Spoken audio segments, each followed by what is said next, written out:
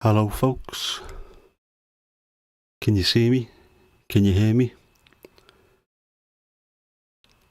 Can you feel the love tonight? Let me know. Because I can't hear a thing, I haven't got my headphones on. Not that it makes any difference whatsoever, because whether I can hear myself or not is not the same as you being able to hear me. So, anyone? Yes. Lizzie, Mandy, Louise, Steve, Casper. Brilliant, lovely to see you. And, Botrix has just turned up. Happy days. There's no show without Botrix. I'm massive, you've got me on the TV. Yeah, it's like, well, massive in it, brother. Hello to everyone out there. Well, what a weekend this has been.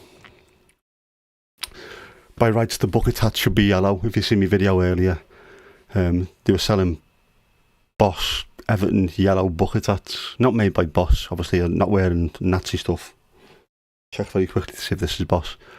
And when I went to get one on the way out, they were gone. So I was gutted, but so be it. Yeah, this weekend, what a huge weekend it's been. I didn't really tell anyone that I was going to match this weekend, apart from my daughter. I told my daughter because she wanted picking up from work. I took her yesterday morning, but I couldn't pick her up because obviously I was at the game. So I had to tell her to go and get someone else to get her, which she did, thankfully. And I still ended up picking her up from somewhere else. But yeah, my dad, at the last minute, I was putting my coat on. He said, "Where you're off?" I said, "I'm off to the match." And he looked very, very nonplussed and confused. But he just said, "Do you want a lift?" I said, No, you're all right. I'll be sound." And then the more I thought of it, I thought, this is the first time I'm going to have a dry run just to see how it goes. So I said, would it be all right if he did take me? And he did. Now it's only about 17 miles, something like that, from where we live. But he went there, dropped me off and drove home. Went there, picked me up and drove back. So fair play to him. He is a good one. I bought him a bottle of wine to say thank you. But it means that the pressure was off slightly, because I didn't have to worry about driving either to the stadium or to the train station and then making my way to the ground. So I got dropped off and I was able to take my time. I stood outside waiting for the place to open for about half an hour. And then I was able to get up the stairs, up Mount Everest. Jesus. Honest, I've been going in that same seat for 27 years. I can't remember it being that high, that many steps. On the way up, it was hard work, but on the way down, it looked so daunting. Stood at the top looking down, concrete steps. Thinking if I fall over now, this is going to really, really hurt. So I really took my time on the way down. But I can do it. I've got that break in between walking up and walking down, so I can get myself ready. Hoi, Hadwig. Hoe gaat het met je? No, I didn't count them at all. I didn't want to, because if I did, I'd be scared of how many there was. But there was enough anyway. They don't have a lift in the stadium, not in the part I'm in anyway, because it's not seen as being high enough to need one. I think there's escalators in the upper Bullens, not the upper Bullens, in the top balcony, which is the highest part of the stadium. I've been up there before and it was horrible being that high up. I'm very, very scared of heights, despite being 6'4", 1.93 metres. If I stand on tiptoes, I'm at a height. And yeah, just being in that place scared the life out of me. But I managed it. So I was happy doing that. It means I've now seen, and I've proved it to myself I can do it. I don't need to worry. Next time, it might not be the same, but I haven't got anything to worry about it. I haven't got that sort of, I don't know whether I was scared, nervous, apprehensive. I don't know what it was. Hello Ed, how you doing, mate? How's things? I don't know if it was nerves. I know I must have been nervous, I must have been apprehensive, because I got fatigued very, very quickly as a result. That and walking up them stairs is just, it's nothing like walking up and down here, walking up to the top of the street and back, any of me walks, walking on a treadmill, nothing is like walking up them steps at all. So I think I'm going to have to try and replicate that, find somewhere that I can do a few more steps. Going up for a shower is not the same as doing that flight of stairs going up to the upper Gladys. I need more practice at that to get better at it. But it was done. And then when I got home, I almost collapsed on the sofa. Just thought, right, I've done it. I've been out with people as well. It's the most amount of people I've been with. I've been in Tesco, and it's a big place, but for the love of them, you know, they're not going to get 40,000 in there at one point. But yeah, it was done. I think that's the last major tick in the box that I needed to do from me physio's point of view. Everything I wanted to do, I'd already done. This was the last one, and they couldn't say go and do it now because, you know, it was June, wherever it was that I was discharged. So they had to wait till the first game of the season. And my physio, Gwyn, asked me about it on Friday. She saw me as I was going in to do my occupational therapy. She said, "Is it this week that you're going?" I went, "Yeah, but let us know how it goes." I will do, and don't worry about it too much. So I tried not to, but yeah, that's a huge tick in the box, and it shows you now that I can do some stuff. I still need to be careful because that fatigue really did hit me. Being in the car at Tesco's afterwards, when I finished off my little video, I could have probably gone to sleep at that point because I was absolutely exhausted. But again, last night I fell asleep very, very quickly. Switched my telly off, and normally it takes me 5 or 10 minutes of just trying to chill with white noise on before I go. No, switched it off, closed my eyes, and I was gone. Like a little puppy had been running around all day, all excited, and then that was it. My head just went. So I was delighted. But yeah, it's no big deal, and it's a huge deal at the same time. So I'm buzzing with that. So thank you very much for all your support and all your well wishes. I'm delighted with that. I know I don't really get too frustrated, and I don't get down too often. But there have been a few times where I've felt a little bit sort of subpar, shall we say. And I know seeing all the messages that I get from yourselves always gives me a boost. And on the few occasions when I do need it, it's there. And I am very, very thankful for that. It's not my journey. It's everyone's journey, whether that's me physios, me therapists, the doctors. Everyone plays their own little part in helping things improve. And the same goes for yourselves. Lifting me up when needed. And telling me how fantastic I am. Hint, hint, look, no. Yeah, Louisa, it is the adrenaline wearing off that made me crash. That's possibly, I think, what the fatigue was as well. Was the adrenaline. It's like, it is nervous energy, isn't it? That adrenaline coursing through your veins gives you the boost that you need, and then a bit later on when you've spent it, it is gone, and it takes a lot more with it as well. So in the car on the way back, my dad was talking to me, and the same thing. I was absolutely buzzing because I'd done it. He was buzzing because he knows he's had serious football injuries and what it's like getting back to what you want to do. But for me, seeing me sort of buzzing that I've gone back to the game, I know he was pleased with it, and I was delighted that he took it was his day off. He doesn't really take 2 days off in a row, but he's always off on a Friday. So Friday and Saturday, and he's took time out of his very, very rare days off to drive me around. So I'm absolutely buzzing with that. I know I'd try and do it for Jess as well, because I think, what are we here for if not to look after our kids? Apart from to have a good time as well and drink the hard stuff. Oh man, water. Yeah, oh yeah, the beer. Oh, I mentioned that in the video. Lizzie, yes, thank you. I am so fantastic. Yeah. Yellow Doggy, hello, welcome. Yeah, the beer. Ed is a yellow doggy. That's a sentence I never thought I'd ever read, especially out loud, but we have. Yeah, nice one, Ed. Cheers for coming, mate. I appreciate it. Yeah, we'll get back to the beer, because this is something I've wanged on about in loads of videos about not wanting alcohol. I'm proud of myself for the fact that it's getting close to, what date are we on now? Is the 13th, is it? Yeah. I had me stroke on the 30th of August, so in 2 weeks' time it's going to be the anniversary. And since that day, I've had that one accidental bottle of Beck's, alcoholic Beck's, in November, I think it was. But apart from that, I've not touched alcohol. But I was stood outside the ground on Saturday, and I could have just walked into the Winslow, the pub outside, right outside the ground, and I could have got a beer, because that's all I wanted.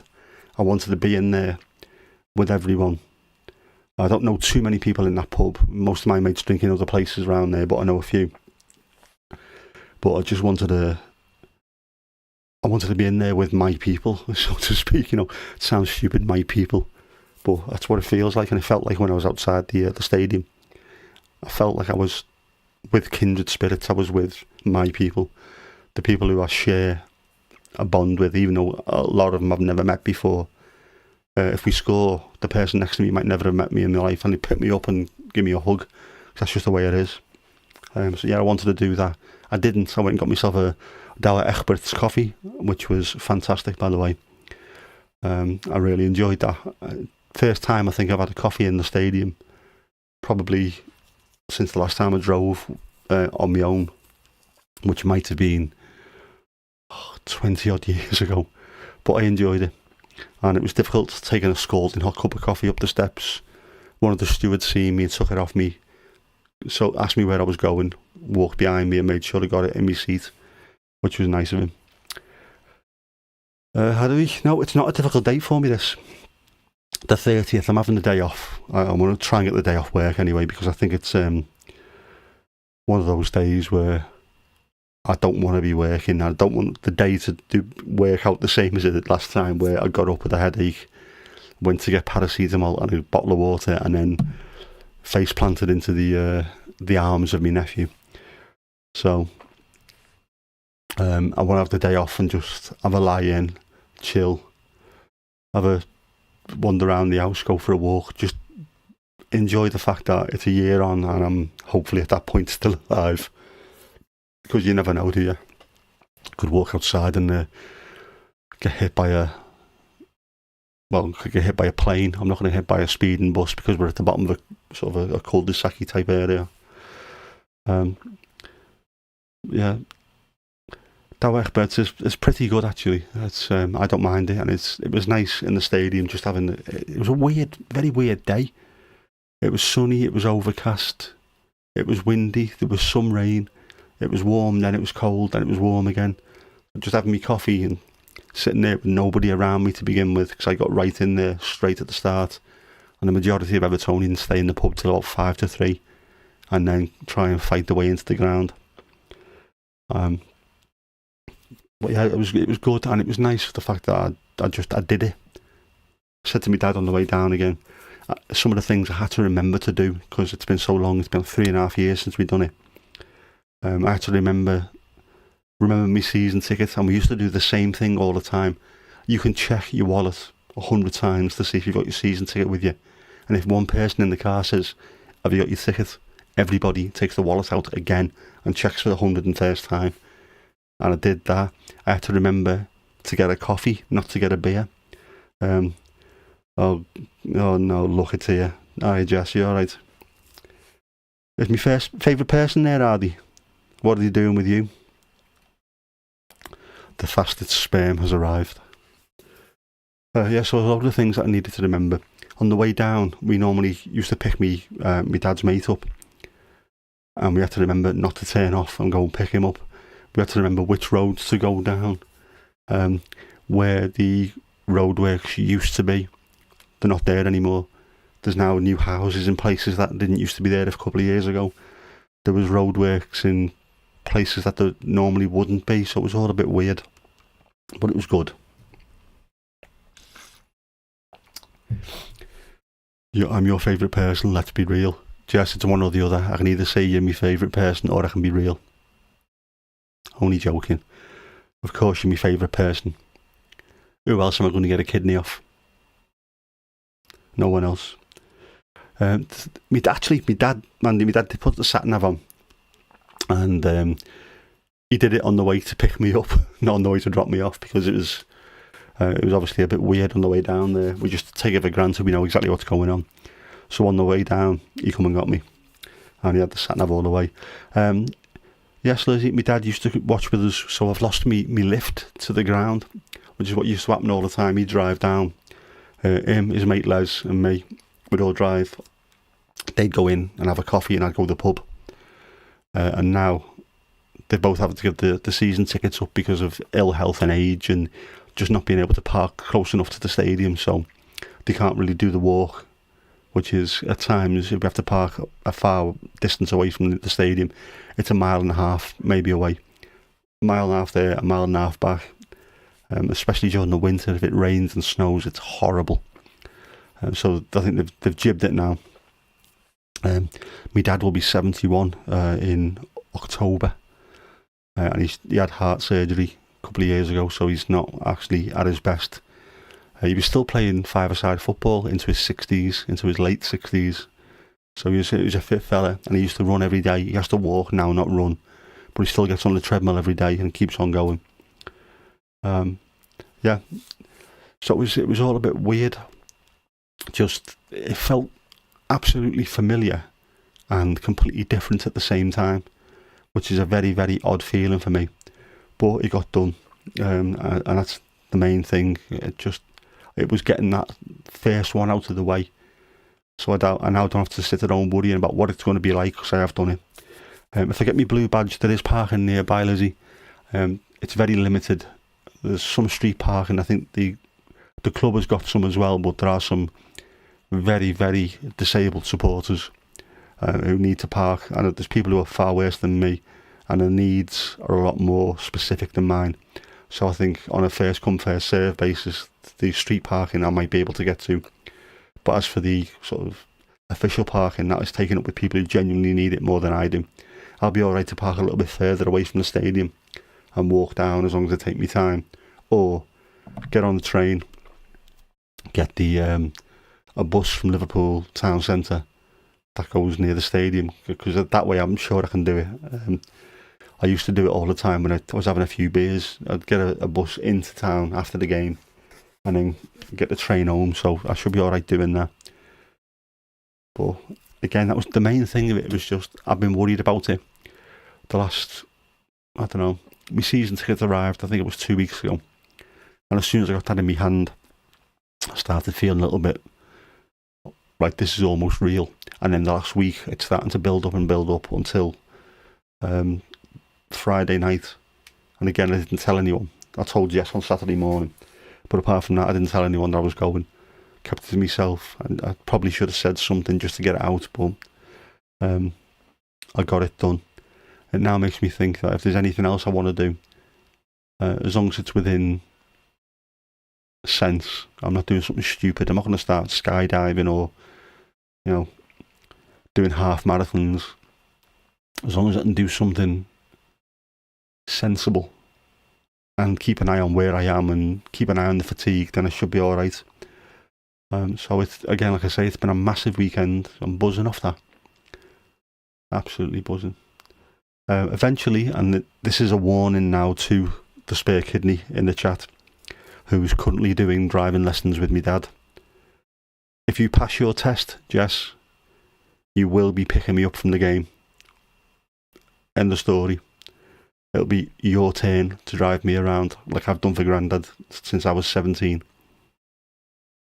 Right, just bear that in mind. I went to pick Jess up earlier on, and as I come out of our road and turn right, my niece was driving past in her car. She passed the test not too long ago, so I was stuck behind her, and that was such a strange feeling, because I know she's not a kid anymore, but it's still, I know she passed the test, and I've seen her in the car, passed her a couple of times, but just seeing her driving was such a weird feeling. And then not only did I see her there, as I dropped Jess off, she lives round the corner, and she drove past again, so I was stuck behind her twice. But it's not weird, the fact that my daughter's driving. Well, you will be soon anyway. You'll have your licence, and maybe we'll have to sell one of your kidneys to buy you a car. Looking at, well, probably to pay the insurance anyway. Lizzie, it's the new normal. That's something that, again, I don't think a lot of people who've had, unless they've had illnesses that are, it is life-changing. Genuinely is life-changing. Things are not going to be the same as they were ever again. They never can be. They can be similar and they can get back to a level, but they'll never be the same again. But it is the new normal. This is what I need to, factor into everything I do now. I need to factor in fatigue, distance, accessibility, all things like that. I have to now think about wherever I go to. I can't just decide to, like, I want to go to Formby Pinewoods and do some recording, just show you what the place is like because it's lovely. I have to make sure that I take that into account, the fatigue and the fact that I would have to get from my car, have a walk around the place and get back to the car. I can't just, if I can do a mile, I can't just walk a mile away from where I was parked. I'd have to think about that constantly, plan my little journey, think about how I feel on the day, how I've been feeling during the week. It's all that stuff that has to be taken into account. But it is the new normal. And you're right, it is very fluid.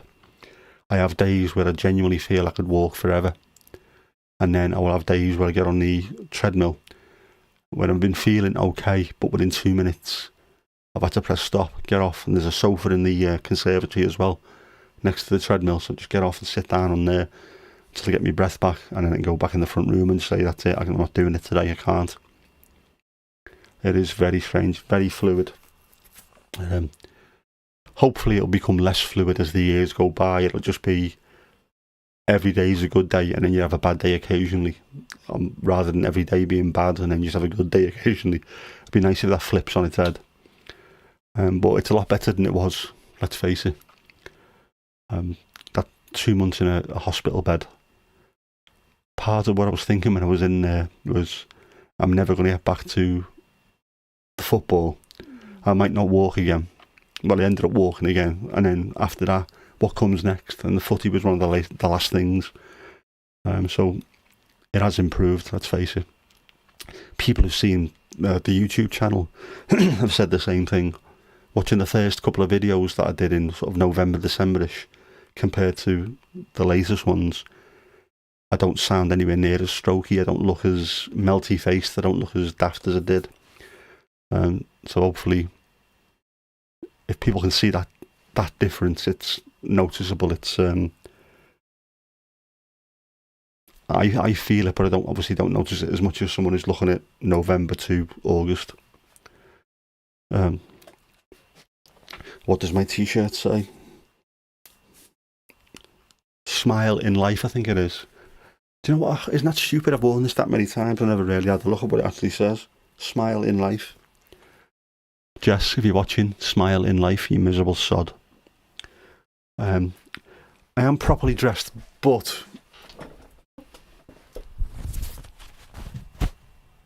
I am wearing pink shorts, pink fleece shorts, because I'm in touch with my feminine side and we're all rocking Barbie. So, yeah. The progress made in a short time, it's Lizzie, it's incredible for me as well, to be honest. When I look back, because I remember how I felt at the time I was making those videos, and now how I feel and how I think, what the possibilities in life are, the difference to what they were in November.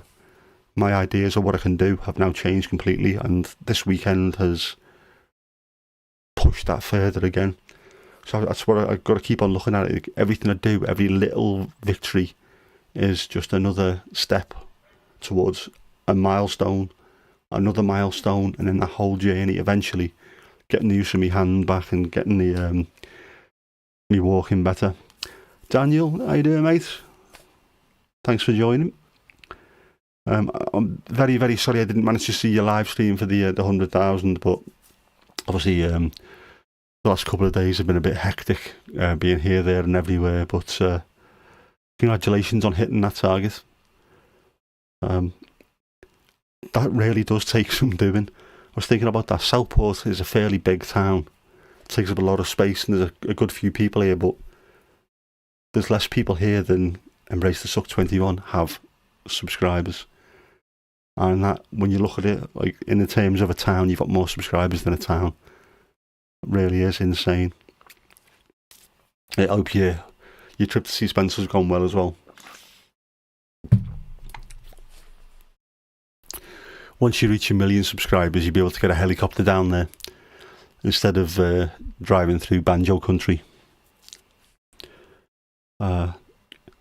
Kirsty, you want to try skydiving? I don't know why people do it. My granddad always said why anyone would jump out of a perfectly serviceable aircraft is beyond him. My granddad, of course, genius of a fella, top man. When he got his chance to do his national service, he's from Liverpool, he's from Garston. They said you could do it in certain places, and he saw the name North Allerton, and he thought, oh, that's great, I'll do it there because then I can just walk home and have my dinner.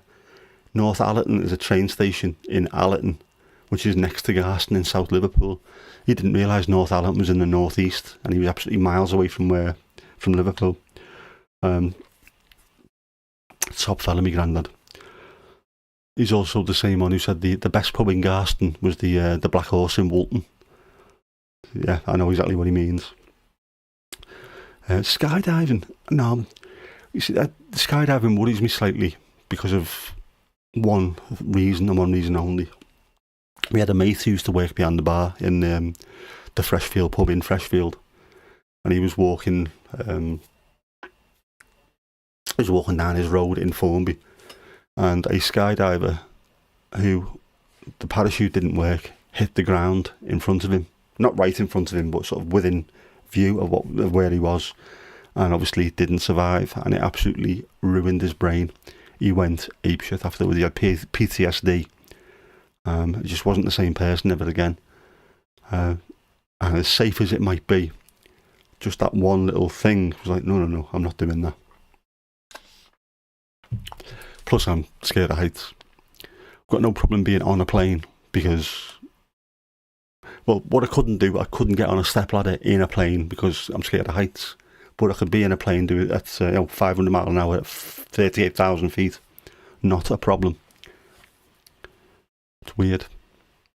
I was playing Grand Theft Auto. One of the things you had to do was get on top of a building in one of the cities, like a really high up building.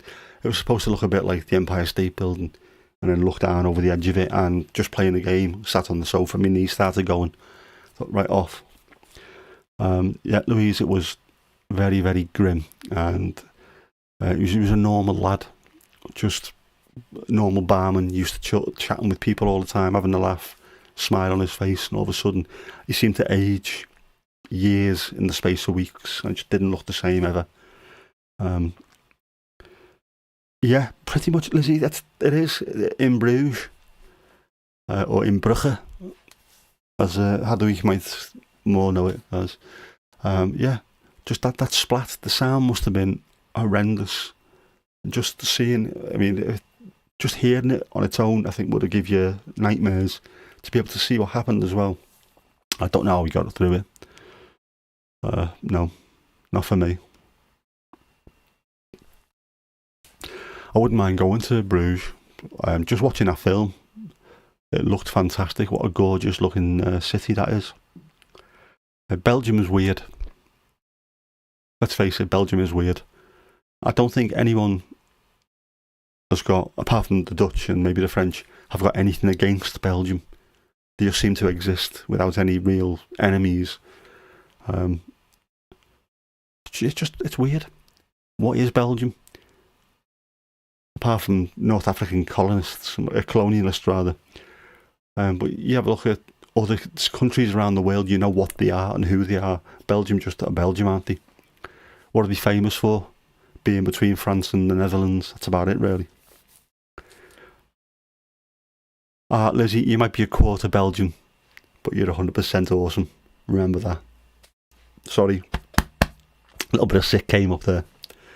But, you know, it is being a quarter Belgian. Even you must realise Belgium's just Belgium, isn't it? There's nothing else to it. It's just Belgium. It's Belgium for the sake of being Belgium. There's entire cities in the UK like that. That are just exactly the same. But this is a country. And then it's Belgium. Yeah, that's a fantastic save. Lizzie, I am great at stuff like that. I could talk my way out of a room with no doors and that kind of thing.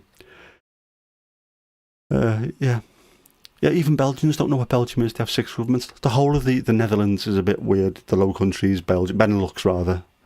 It's all a bit weird. The history's all a bit strange, but gorgeous, gorgeous places. And I think just watching in Bruges, that must have done that city's tourism more good than anything they've ever done before, because it just, look, this is what it actually looks like. It's amazing. Gorgeous old city.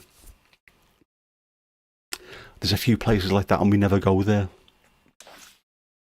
I was watching Coast once and there was, I don't know if it was Norfolk or Suffolk, it might have been Suffolk, it might have been near Lowestoft. There used to be a port there and they had a lot of trade with Belgium. So there's loads of bricks that were made in Belgium and now in the houses of this one particular town or area. I didn't realise that's how far back it went, the trade. But when you have a look at certain Belgian cities and then have a look at the certain cities within the UK that were connected via that trade, they look really similar. Ghent,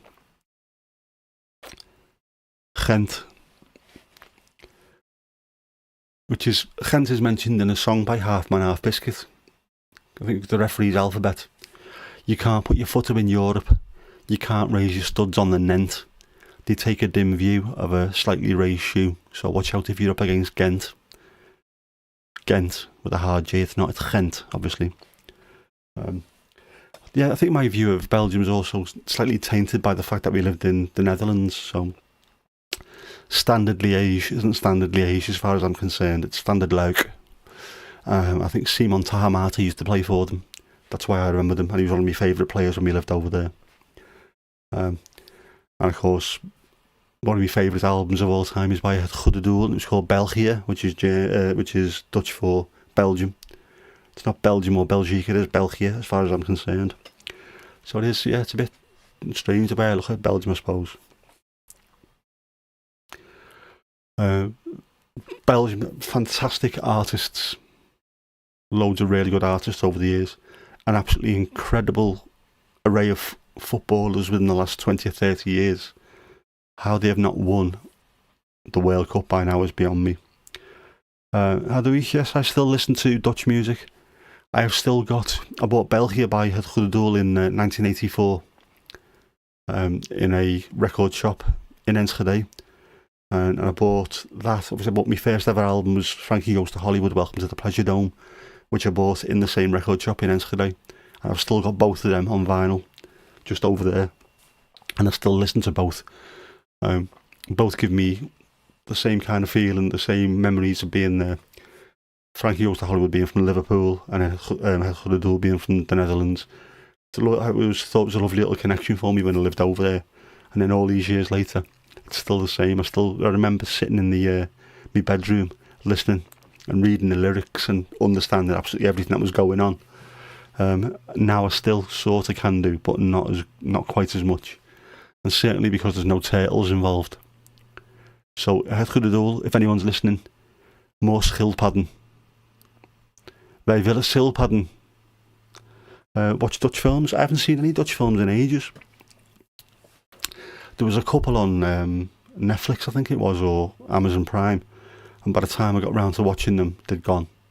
Because that's normally the way with me. I've got the attention span of, oh, look at all that over there. I didn't used to watch films too much, to be honest with you, because of the same reason. My attention span, constantly I want something different. So half an hour sort of comedy shows I was great with. But me films, it's took me till me adult years to be able to sit down and watch like a 3-hour film. I wouldn't be able to do that when I was younger. No, just because I bought it there doesn't make it Dutch, but Het Goede Doel was. But at the time, my first album being Frankie Goes to Hollywood, that always reminds me of living in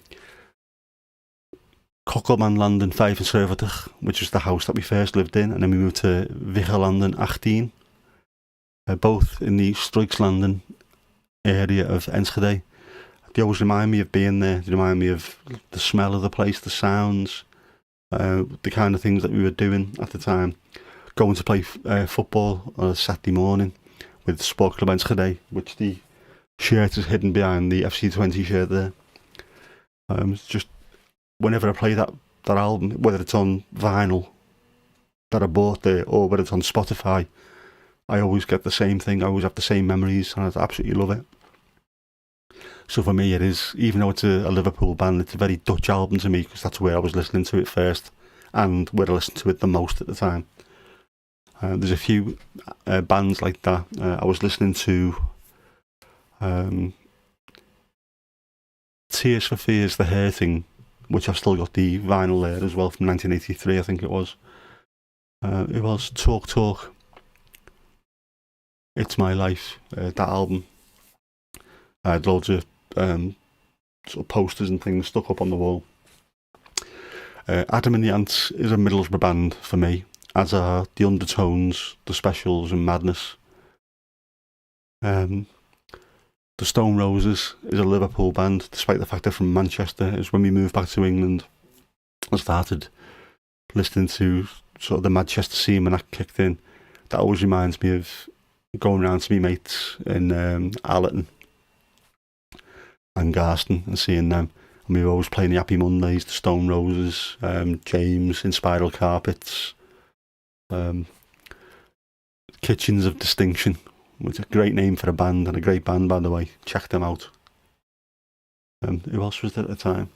All those remind me of Liverpool. The Sundays. Again, I've just been talking about vinyl. I will have to mention them while I'm on this. One of my favourite albums, one of my favourite vinyl albums of all time, is Reading, Writing and Arithmetic by the Sundays.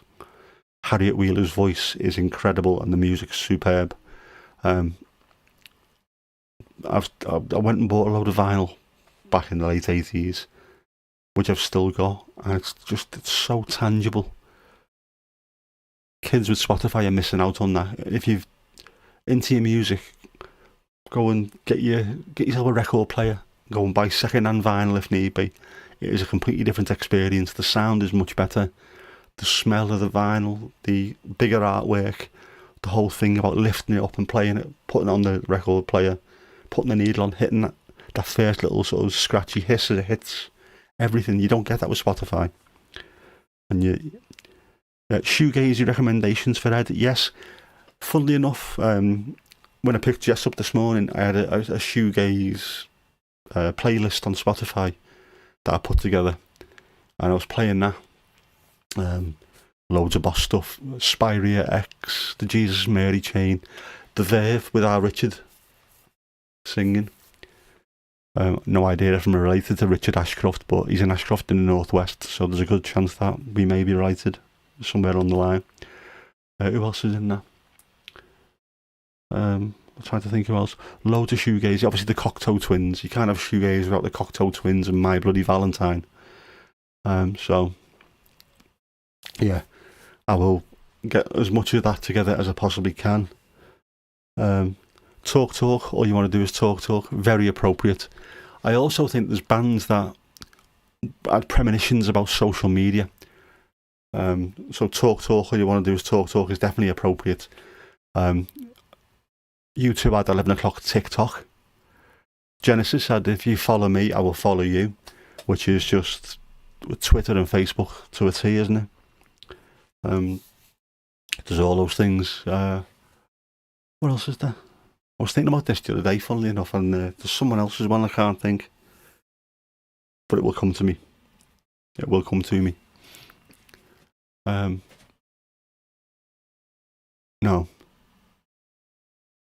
I'm sure it wasn't Tina Turner, no. It was something else. Pike and Tina Tuna. It was someone different, I don't know.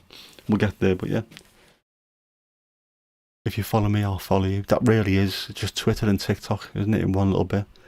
Unfortunately, it's Phil Collins' voice, and I don't mind Genesis with Phil Collins, but it's not Genesis with Peter Gabriel, is it? Let's face it. And Peter Gabriel, his voice is the one that I want to take to the grave with me. Yes, Lizzie, I would remember it in the middle of the night. I will sit bolt upright like I've seen a ghost and then scream at the top of my lungs exactly what it is. At which point people start complaining. House alarms will go off, birds will flutter into the sky, and car alarms will continue until someone knocks on the door. Yeah, it's going to annoy me that now. That happens quite a lot. Far too often. And I used to genuinely do that as well. If I was doing crosswords and I couldn't remember like the final one in a crossword clue, I would sit up, bolt upright, and such and such, and then go back to sleep, which is a very strange thing to do.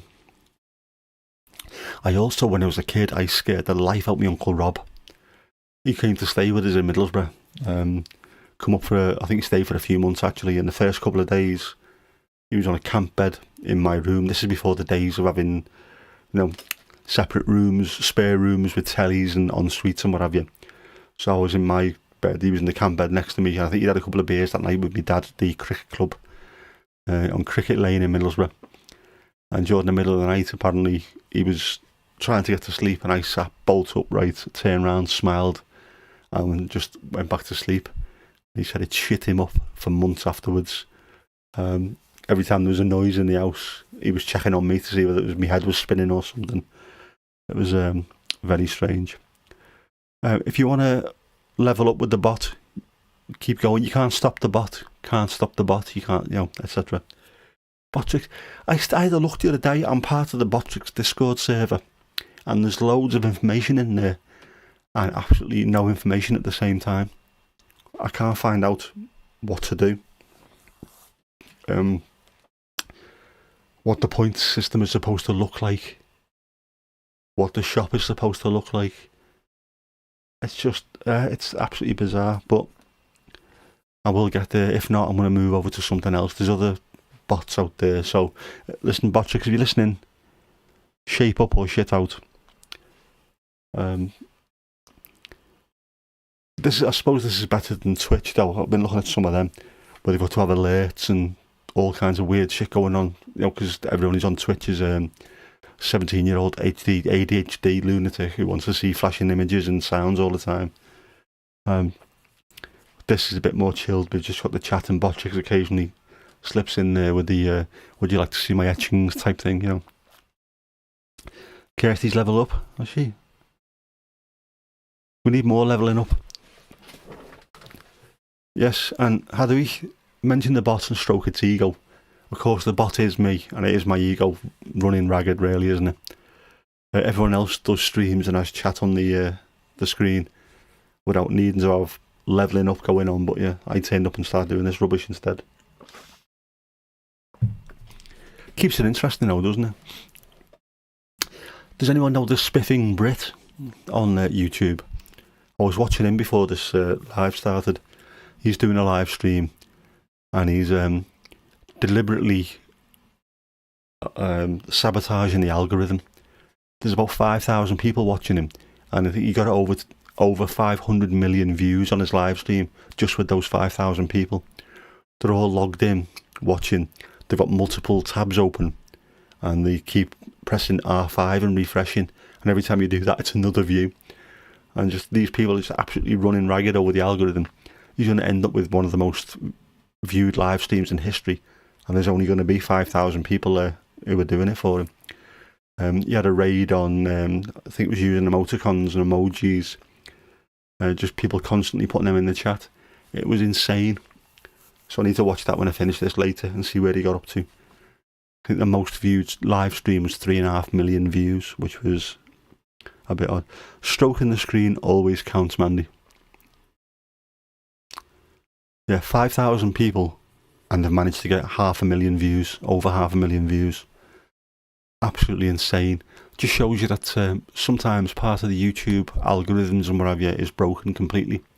If just pressing F5 and having multiple tabs open means you can artificially inflate your views, what's to stop bot farms doing it? And there's the other thing that I was looking at the other day is if you've got a promotions tab on your YouTube, I haven't got one on mine, but I've seen it before, other people have got it.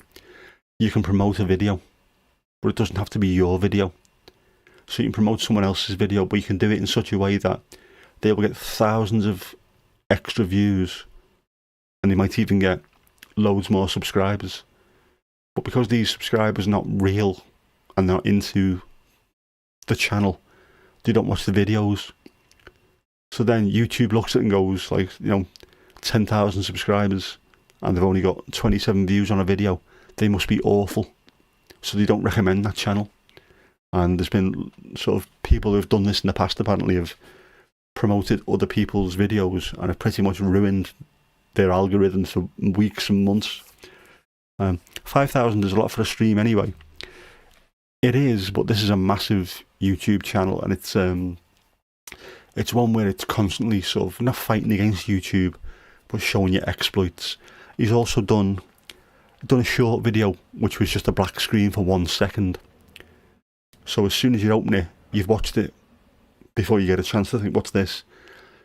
So you got something like 29,000% watch time. Now, normally if you're doing 30 or 40% watch time, you're doing okay. People have watched 20 or 30% of your video in total on average. You don't get over 100% normally unless you've done a really good video or a really good short. Once you're getting that many views, and it went into the tens and tens of thousands. But 29,000+%, the YouTube algorithm must be looking at that going, right, everyone in the world needs to see this. It's fantastic what he does, showing you how you can, it's break the algorithm, or just showing it up for the idiocy that it is. Yes, Ren does get a few. It's alright, man, you don't need to worry about mentioning him. Again, I've got no issue with the lad. I think he comes across as a decent lad, and he's doing YouTube the right way. It's not like the Eagles who are being absolute knobheads about things. He's understood that if you want to get your music out there and really get it seen, proper seen, let people react to it. Treat it as fair use. You can't buy those kind of views that those videos are getting. It might not be on his channel, but he is getting millions and millions of views on other people's channels across the world as well. You cannot buy that kind of publicity, so he's doing it right. Again, I don't like his music, and I don't understand why it's genius, but that's just me. But he comes across as a decent lad, and I think if there was more people like him in music would be in a better place right now. So, Ren, I doff me water to you. And right, just like that, Mandy leveled up to level 4. There you go. Happy days. I don't get what again, no soapbox here, but I don't get what the Eagles are trying to do by stopping people reacting to their music. It's not like someone's just putting one of their videos up, like is it XQC, whoever he is, that reactor who's on Twitch, and I think he's on YouTube as well. There's a few like that. They literally just press play, sit there, and in this case he watched the video the other day where he pressed play after 12 seconds, got up, walked away from the screen and stayed away, come back 20 minutes later and then said nothing. That I understand. If you're trying to get views out of someone else's work, it's out of order. But if they're doing genuine reactions and giving their commentary on it, or this is what I think and this is why this band was important to me, or anything like that, it is transformative. I know it's not as transformative as possibly the bands or YouTube would like it to be, but it's still transformative, and it's still putting that music out there to possibly an audience that the Eagles will never have. Majority of people who like the Eagles, I'm surmising, would be my age and above. People who remember them and remember their parents playing them. Not too many. My daughter won't know who they are because I don't play them. She might know them if one of her favourite reactors is reacting to them. At which point she might go, oh, I like this, so I'll go and listen to their stuff on Spotify. I don't think the Eagles realise this, how the modern world works. No one's going into record shops buying CDs anymore. Or, very few people are. Very few people are buying records. Very few people are going to concerts where it's charging £150. And if they are, they're going to be a few one-offs, those. It's not, you're not going to do an entire world tour of people paying 150 quid to see you. You might play, the Rose Bowl in Pasadena to 150,000 people or something. Fair play, you're going to make a mint out of it. But you're not going to be able to do the tour as you used to do.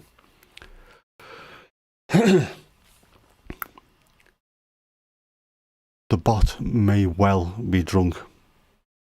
You know what it's like. These bots.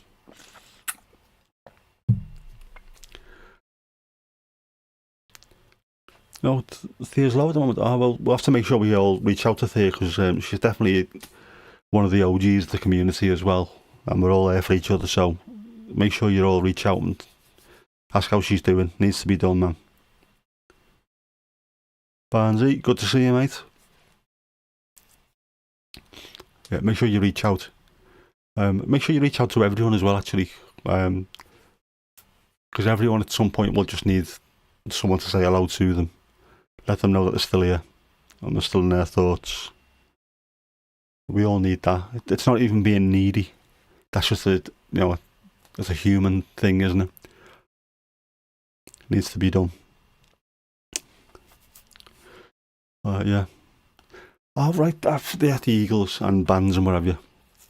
It reminds me, I've still got to sort out those Noel Gallagher tickets for me and Jess. I don't want to be doing it with an app on my phone. I want the physical tickets. Don't know why they're making it as difficult as they are just to pick up tickets to go and watch a gig.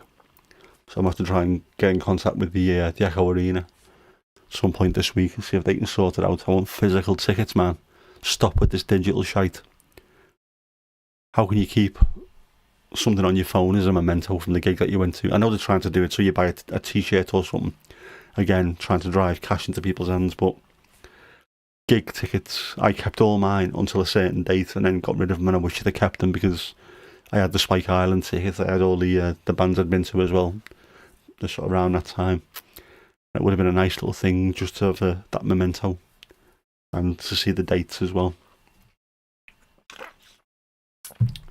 Like The Mission, when I went to see them, I think it was 1988 or 89, might have been 88. And everyone was wearing all black, of course, apart from me. White baggy kecks, a white baggy 3-button Grandad long sleeve t-shirt, and a white bucket hat. I stood out like a diamond in a bucket of shite. I really did. You could have seen me from space. Just looked ridiculous, but at the time, again, I was 15, 6'4", 15 stone. Not many people were side-eyeing me because they were worried in case I gave them a smack. And I just didn't give a shite. I was quite happy, yeah. I like this music, but I dress this way, so, take me or leave me. So people left me alone, really. As it should be. They were great, by the way. The Mission, they were great live. How heavy is a stone? Oh, right. 14 pounds, isn't it? So it's just under 7 kilos, is it? I think. Yeah. 2.2 pounds to a kilo, isn't it? And 14 pounds to a stone, so it's 6 3/4 kilo. So it would be 15 stone would be, it's over 100 kilos, I think, isn't it? Which I'm not far off again. I think I'm 14.4 now, which I think is a healthier weight. I can see my shoulders and my chest have come back. Which when I put a certain clothes on, I look ridiculously big. I've got an Argentina tracksuit, an Adidas tracksuit with the 3 stripes down the sides, and for some reason when I put it on, I look like I've got the build of a swimmer, which is ridiculous. Proper, not hench, but big shoulders. I don't think people realise how big I am. A lot of people in work didn't realise until they actually get up close to you, or someone tries to give you a hug and goes, "Oh my word!" Yeah, 15 stone, but 95.25 kilos. Well, yeah. I mean, I was 16 stone before I had the accident, which is definitely over 100. But 95.25 still quite a bit of heft for someone who's 1.93 meters at the time. Possibly that's one of the reasons why I don't think I've never been in a fight in my life. Never had to, because I've been able to talk my way out of almost anything, and I'm normally just laughing and cracking jokes and doing stupid accents and things like that. And also, not many people would attack me in the street because my size and the fact that I walk everywhere really quickly like I'm in a hurry or I'm about to go and find someone else to beat up. It seems to just leave me alone. Yeah, had a wee, and I wouldn't be big in the Netherlands. We had one of our friends, Mando. I think he was about 6'6", about just under 2 meters. And one day I must have been 13 or something, and he picked me up by my foot, my ankle, lifted me up, and I wasn't small at that point, but I wasn't as big as I am now. Just picked me up as if I was nothing. Proper farmer, good Twents farmer. He liked his food. When he came over to England to come to visit us, took him to a Chinese chippy, which he'd never seen before. Because all the sort of the Chinese food that you get over in the Netherlands isn't Chinese, is it? It's Malaysian and Indonesian. And he kept going back and getting meal after meal. Cheers, he kept him in business that week. Ended up liking his English food, Chinese. You know what I mean? It's not English, but that's that kind of stuff. Yeah, I remember the Indonesians in Enschede. There was a lovely Indonesian restaurant. There was some stuff that I'd never tasted before when we used to go. I think it used to be next to the Vroom and Reisman in Enschede. Massive Indonesian restaurant, lovely. But do you know what I miss the food in the Netherlands? There used to be their version of the chippy. Some of the fast food, patat met, satay met pindasaus. Oh, you can get it over here now, but it's just not the same. It is not the same. And my mum's got a allergy to peanuts, potentially lethal allergy to peanuts. So I can't get chicken skewers and peanut sauce because her head could blow up to the size of a balloon. So we don't want that, really, do we? One day maybe. I might get one and just eat it in the car because she hasn't been in my car. She's got her own. Doesn't bother with these second-hand make shite. That's isn't it weird? The little things that you remember. Things I remember about the Netherlands is it's that music again. A Liverpool band, or Madness, Walking with Mr. Weeze, which is a B-side to Our House. It was just a song that I turned over the record after I listened to Our House, and this thing came on, and it sounded really weird, not like any other song I'd heard before. And I remember being in the back room in Cockerman, London, numero 75, listening to that with my Everton shirt on a hanger hanging off the back of the door. And I loved it, but I started getting a few pangs of being homesick because I wanted to go and watch Everton and I wanted to see my mates and I couldn't. But I always remember that. And then the food, I remember that. And the walk. I had to walk home from school and get me dinner every day. It was quite a long walk. But I remember seeing, even now just thinking about it, Hyundai Pony. Someone had a Hyundai Pony car, and I thought I'd never seen a car called a Pony before, which of course in England something that's Pony means it's rubbish. And a Fiat Ritmo. I had a different name over here, but yeah, Fiat Ritmo. Now if I won the lottery, that would be a car that I'd buy. I'd go and buy one. It'd have to be a Ritmo as well. It couldn't be the English equivalent, and I can't remember the name of that. But it'd have to be the proper European version. I'm going to get one of them. Yeah, chips should only be served with mayonnaise or satay sauce. Patat oorlog, is that the one with the onions and stuff as well?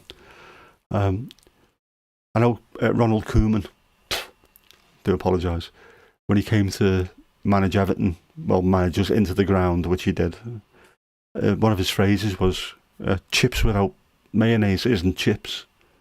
He was trying to make a point, and everyone just looked at him like he had two heads, because people in the UK don't have mayonnaise on chips at all. And the first few times that I'd been doing it when we came back home, people looked at me like I had two heads. You filthy, horrible bastard, I think the phrase was that someone used.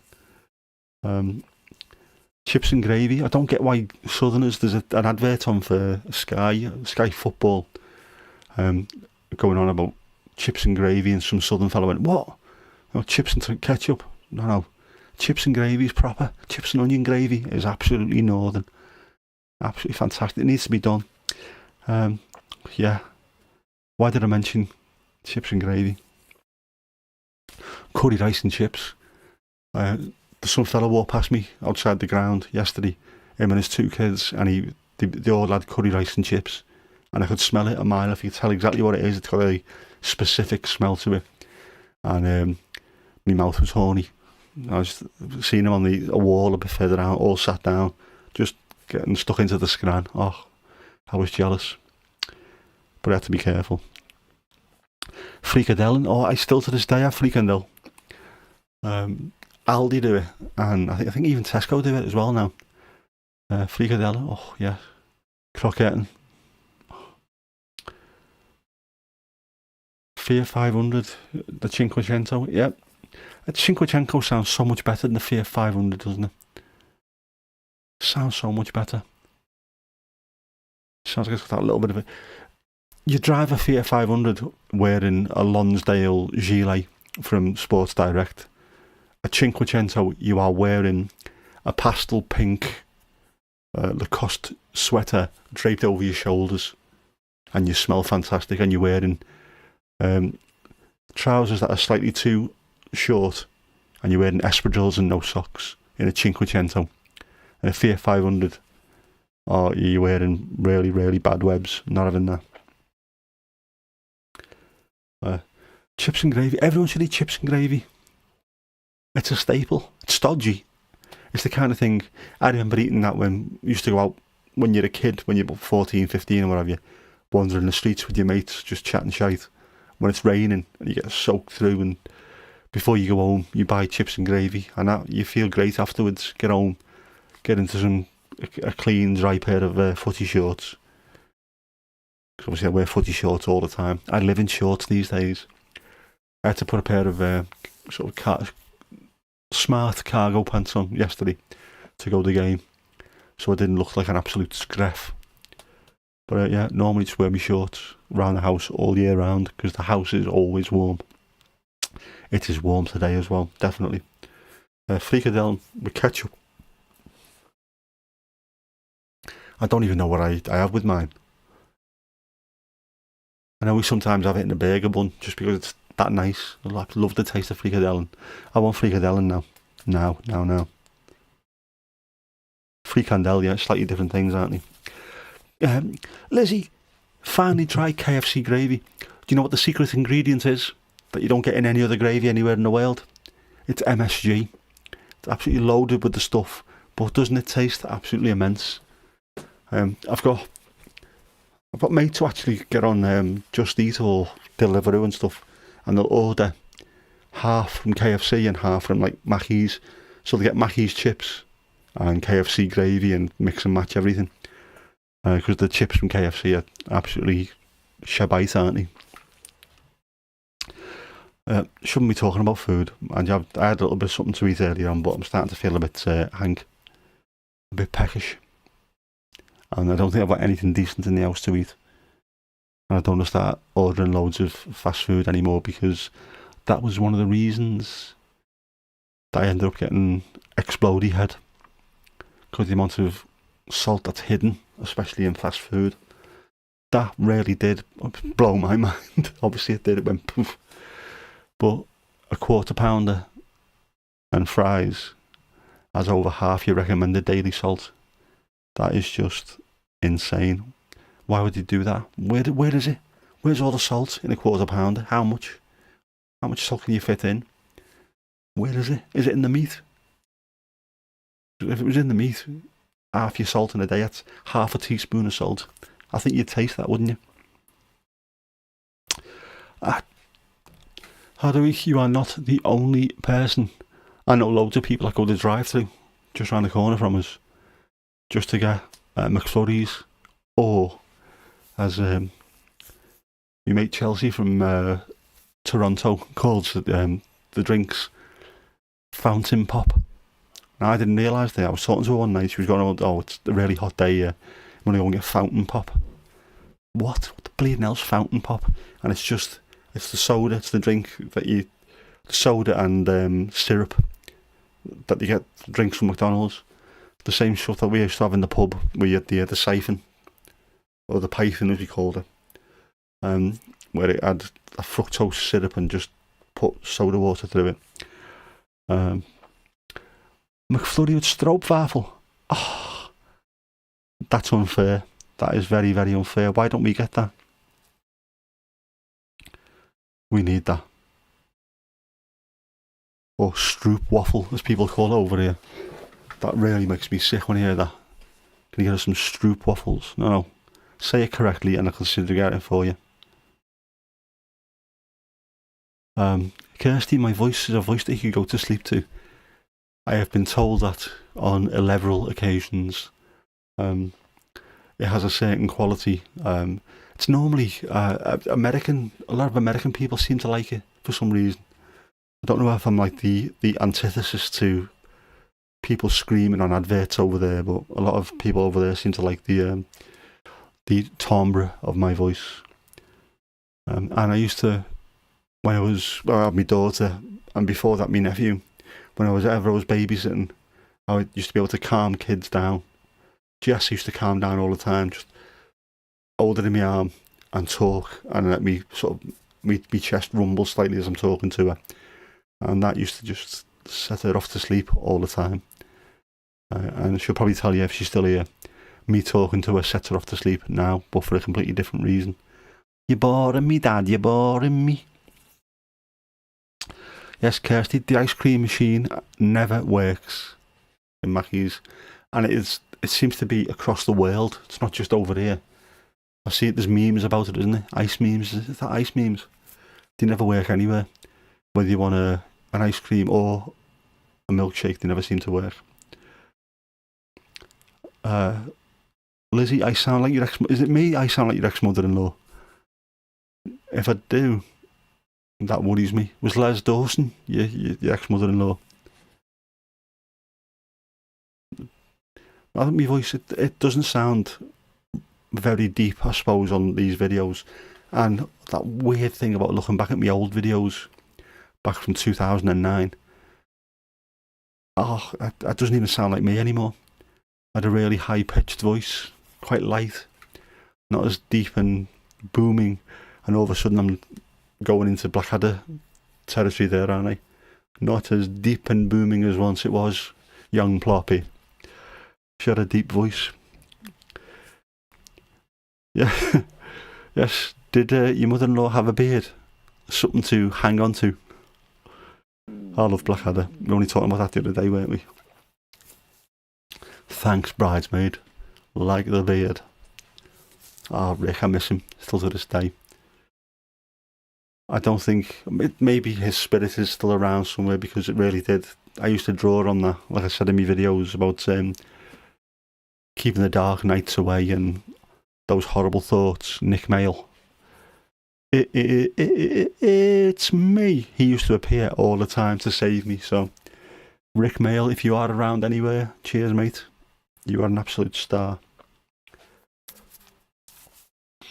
They should have done they probably now would have done an offshoot of Blackadder with just the Lord Flash. That would have worked brilliantly. She were whiskerless. Good. As most women should be, really.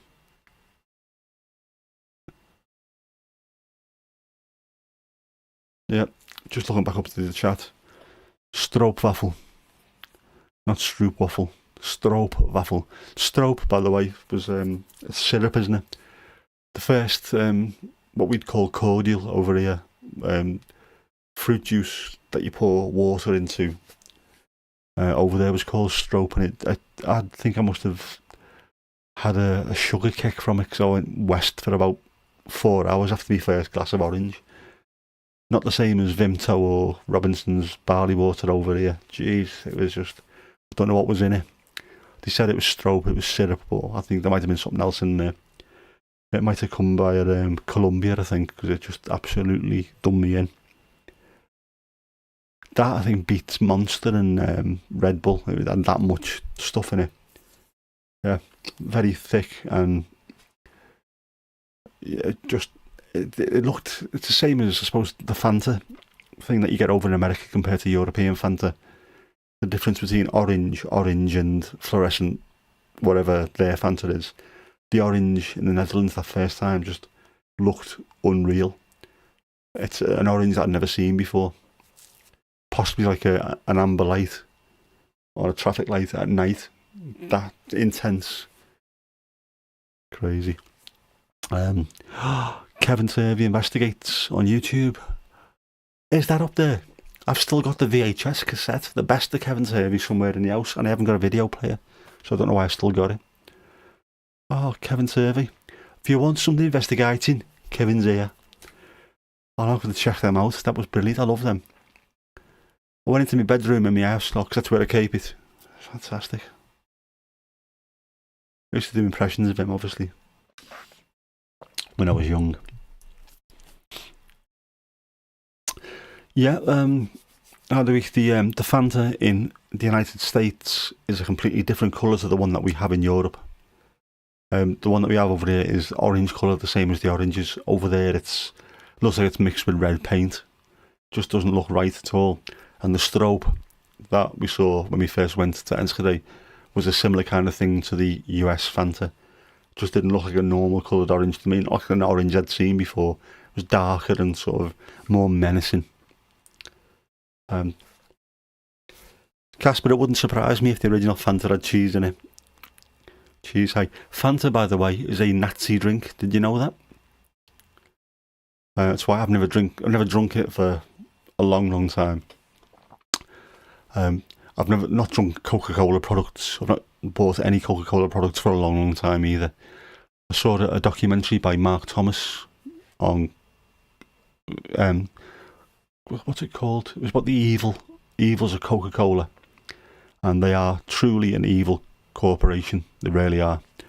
From things like the Colombian bottling plant union members being allowed to be assassinated, not only on the premises, or Coca-Cola premises, but all the evidence was cleaned up afterwards by Coca-Cola employees to stop that. They opened a plant in India where there's lots of subsistence farmers. If you don't know what subsistence farming is that's where people farm to survive.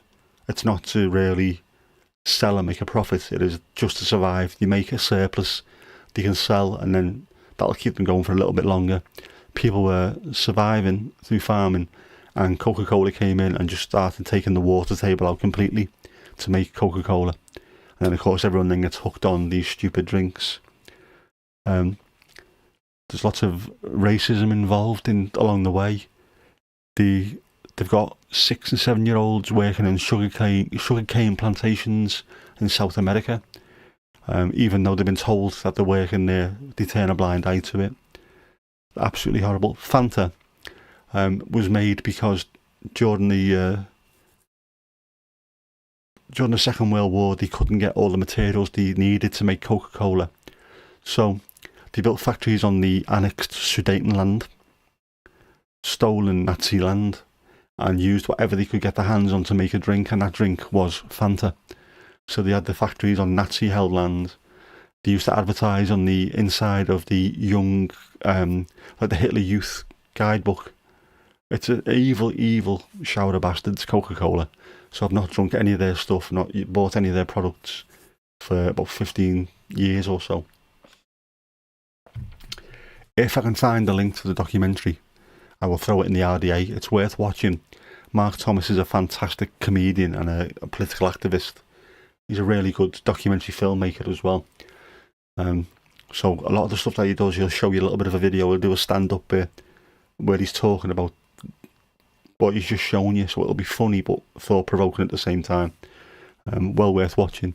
And if you've got any social conscience about you, and you're like me, you would end up just boycotting Coca-Cola completely.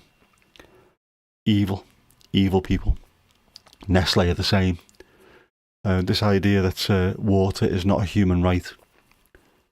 They wanted to be able to sell water, take it away from where people needed it, and just be able to sell it back to them in bottle form. Knobheads. Can't stand them. Was it Nestle or was it someone else that were trying to sell water to firefighters this week? Where did I see that? I read that. I'm sure I did. Somewhere's completely... it was in Hawaii. I know they've had a massive fire there and loads of people have died, haven't they? I'll see if I can find that out as well. Some horrible company was trying to sell water to firefighters to use to be able to put out fires and save people's lives. That's where corporate greed has got us to.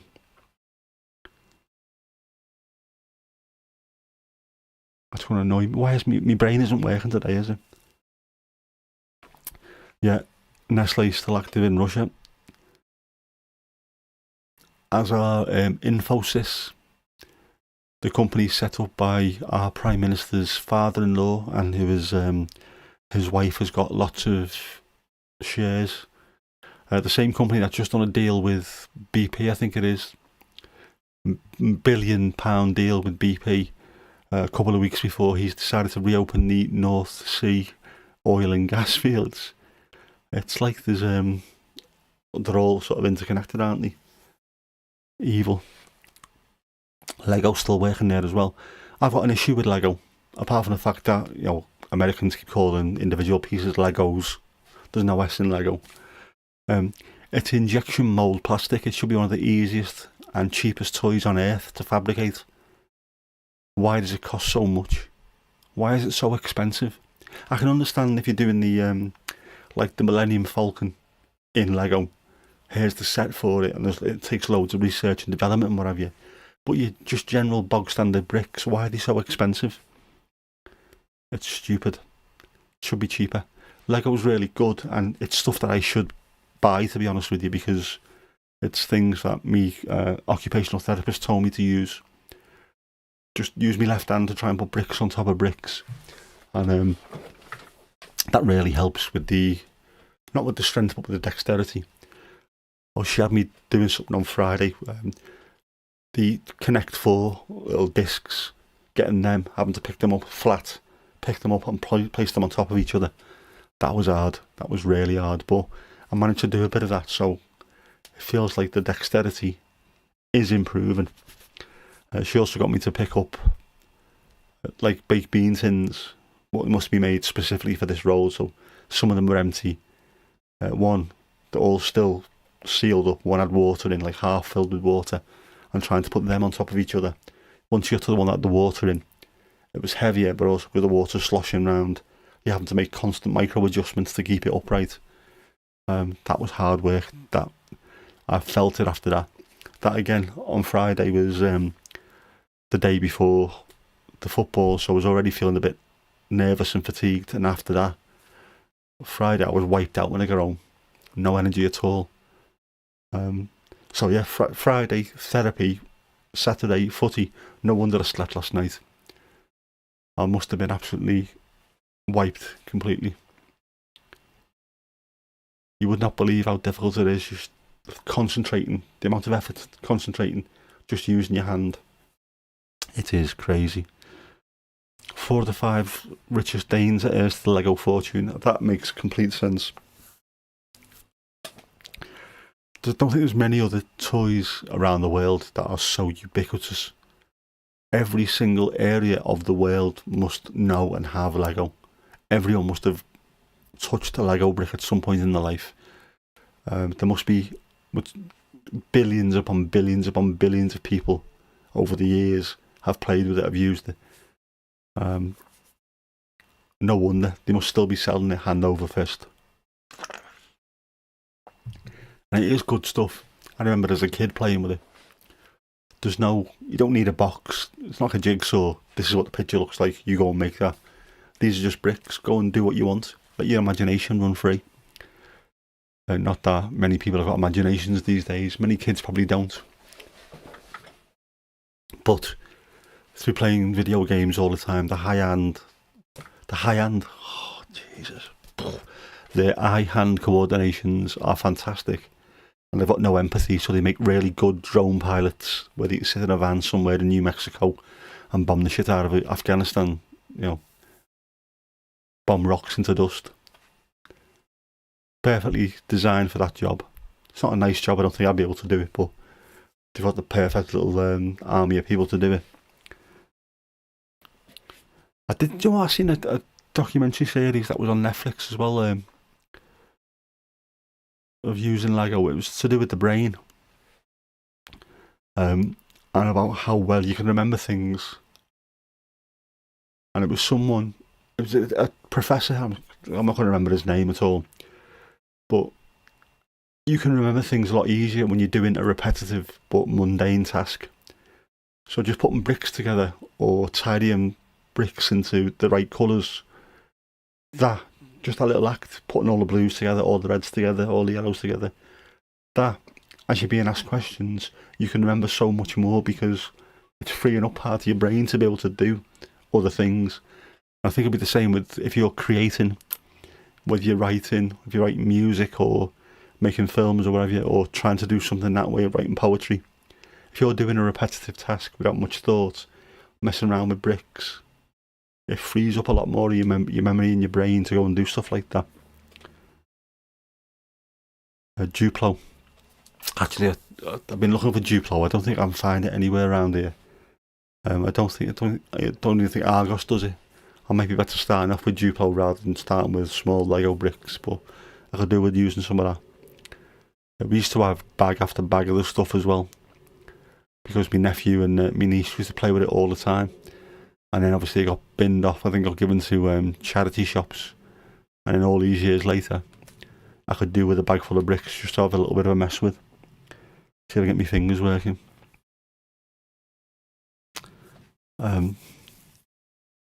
Yeah, like actually, charity shops. We give all ours to charity shops. I wonder if I can go and pick some up. Just only need a small bag of them to be able to mess around with. And also, one of the other patients in the therapists on Friday, she thinks she's doing physio on her legs and what have you. Must have seen me coming in a few times. Said hello to her. She bought a little fidget cube off Amazon or off eBay. Was excited to show me it on Friday. I went, look, it's got a controller, a PlayStation controller, and a couple of things that you can flick around and buttons to press. So I thought of you when I bought this. Might be worth getting hold of. So I'm going to order one. I meant to do that on Friday and I forgot completely. But it looks like the kind of thing that I can just sit on the sofa and mess around and hopefully get my thumb and my fingers moving on that left hand a bit more. So I'm definitely going to get one of them. But I thought it was lovely as well that someone who's got nothing to do with me whatsoever has decided that I've found this might be of use to you. A lovely thing to do. Just shows you that not everyone that you bump into is an absolute knob. Yeah, Smith's. Yeah, it's not a bad shout for Duplo. There's a massive one on the Dock Road in Liverpool. I think there used to be a Toys R Us, which obviously closed down. I'm sure Smith's took that over, but I haven't been down that way for quite some while. I think that's the nearest one to me. I might venture down there at some point. Definitely worth it. I've still got me playing cards to mess around with as well. All the bits and pieces, trying to get that left hand working. There are days when I get sick and tired of it, when I just think to myself, just flick a switch and let it work again. It doesn't have to be 100%, just enough that I can drive without having to use the controller that I've got. Anything that can play me PlayStation without wanting to throw it across the room because I can't press the thing, the control. Is Botrix going mad? Oh, don't tell me Botrix going apeshit. I'll be able to have a word with him. Knowing him now, he'll get the union in. You know what Botrix is like. Mandy, you're level 5 now according to this. Lizzie, 6. I've got the league table up here now. Botrix himself is level 2. He thinks a lot of himself, doesn't he, Botrix? Yeah. Mandy, level 5 now anyway. That's what you're showing on the league. So maybe Botrix is just being a bit weird. Exactly. With a capital Ch in the middle of it. It's lying as well. Can't be trusted. AI, they can't be trusted. Do you know what I think? Because as soon as I linked my account to it, so it changed from Botrix to Positive Mental Attitude, I think it started getting a bit mouthy and acting up because I'd taken its name off him. Must like the Botrix. I might have to just unlink from it. Yeah. Not surprised he's winding up, Andy. That's what he does. Trying to take over the world, one step at a time, one stream at a time. Botrix, before we know where it is, I'm convinced the same thing. It's going to take over my stream, then it'll take over someone else's, and eventually it'll have enough streams that it's all linked. Then the master plan will start. We will be subservient, we will be slaves to the Botrix. You know, Grace Jones wasn't far off the mark. It's not slave to the rhythm, it's slave to the Botrix.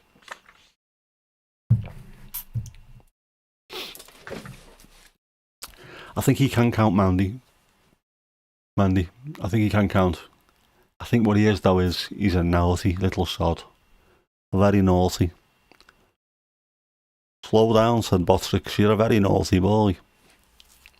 Oh, speaking of naughty. One sec.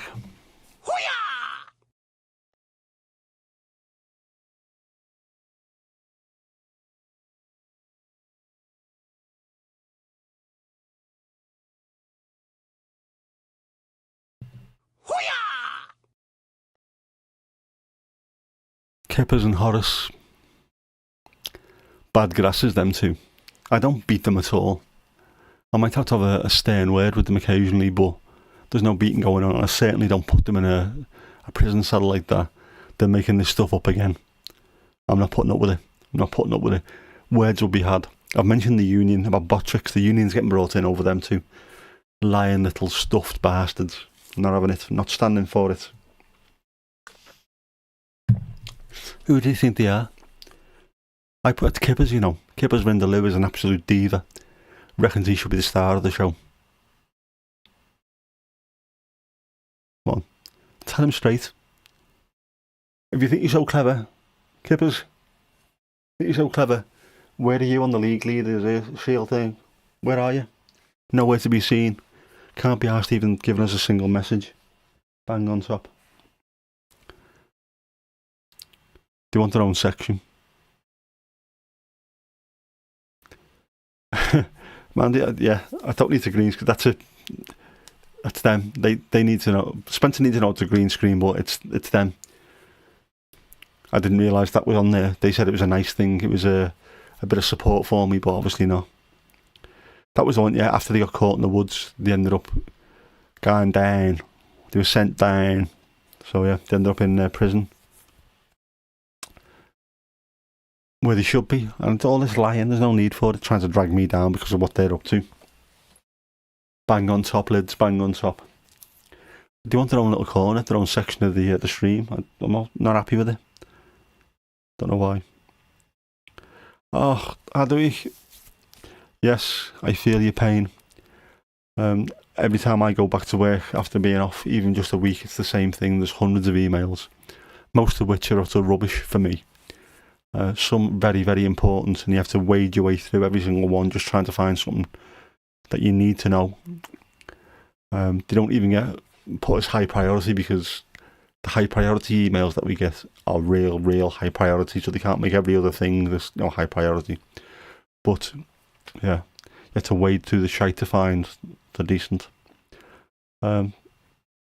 Take care, enjoy your walk with the honden. Watch out for schildpadden.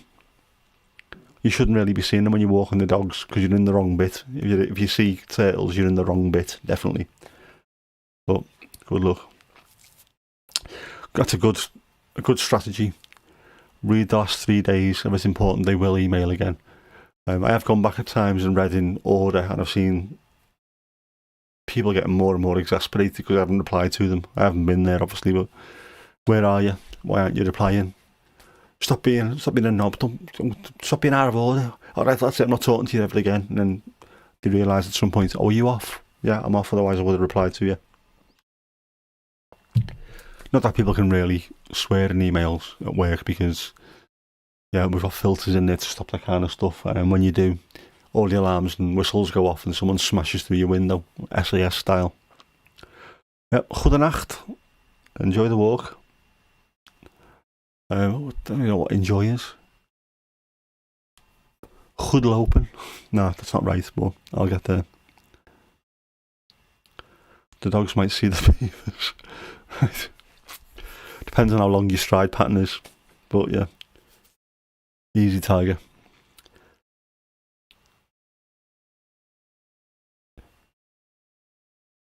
As long as you don't see kippers. Oh no, it's even worse now.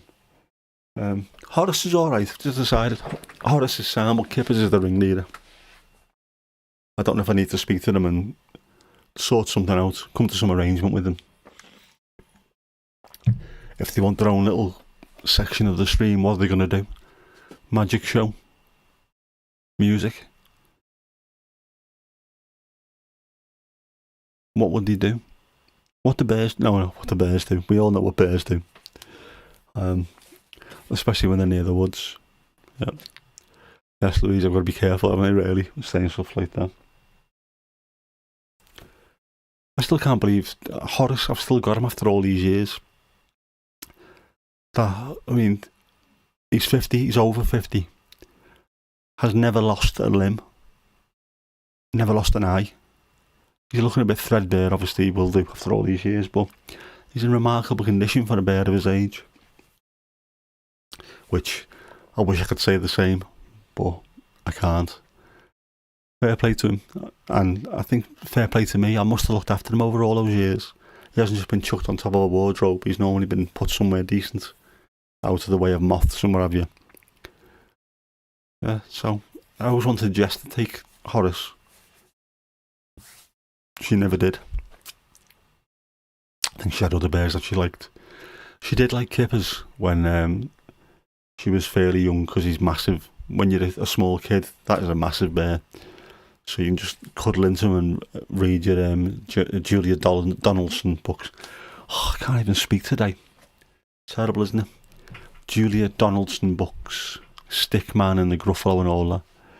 I used to read them to her while she was cuddled into Kippers. Those were the days before the back chat really started. And well before getting texts at 1:30 in the morning, Dad, can you pick me up? I'm drunk.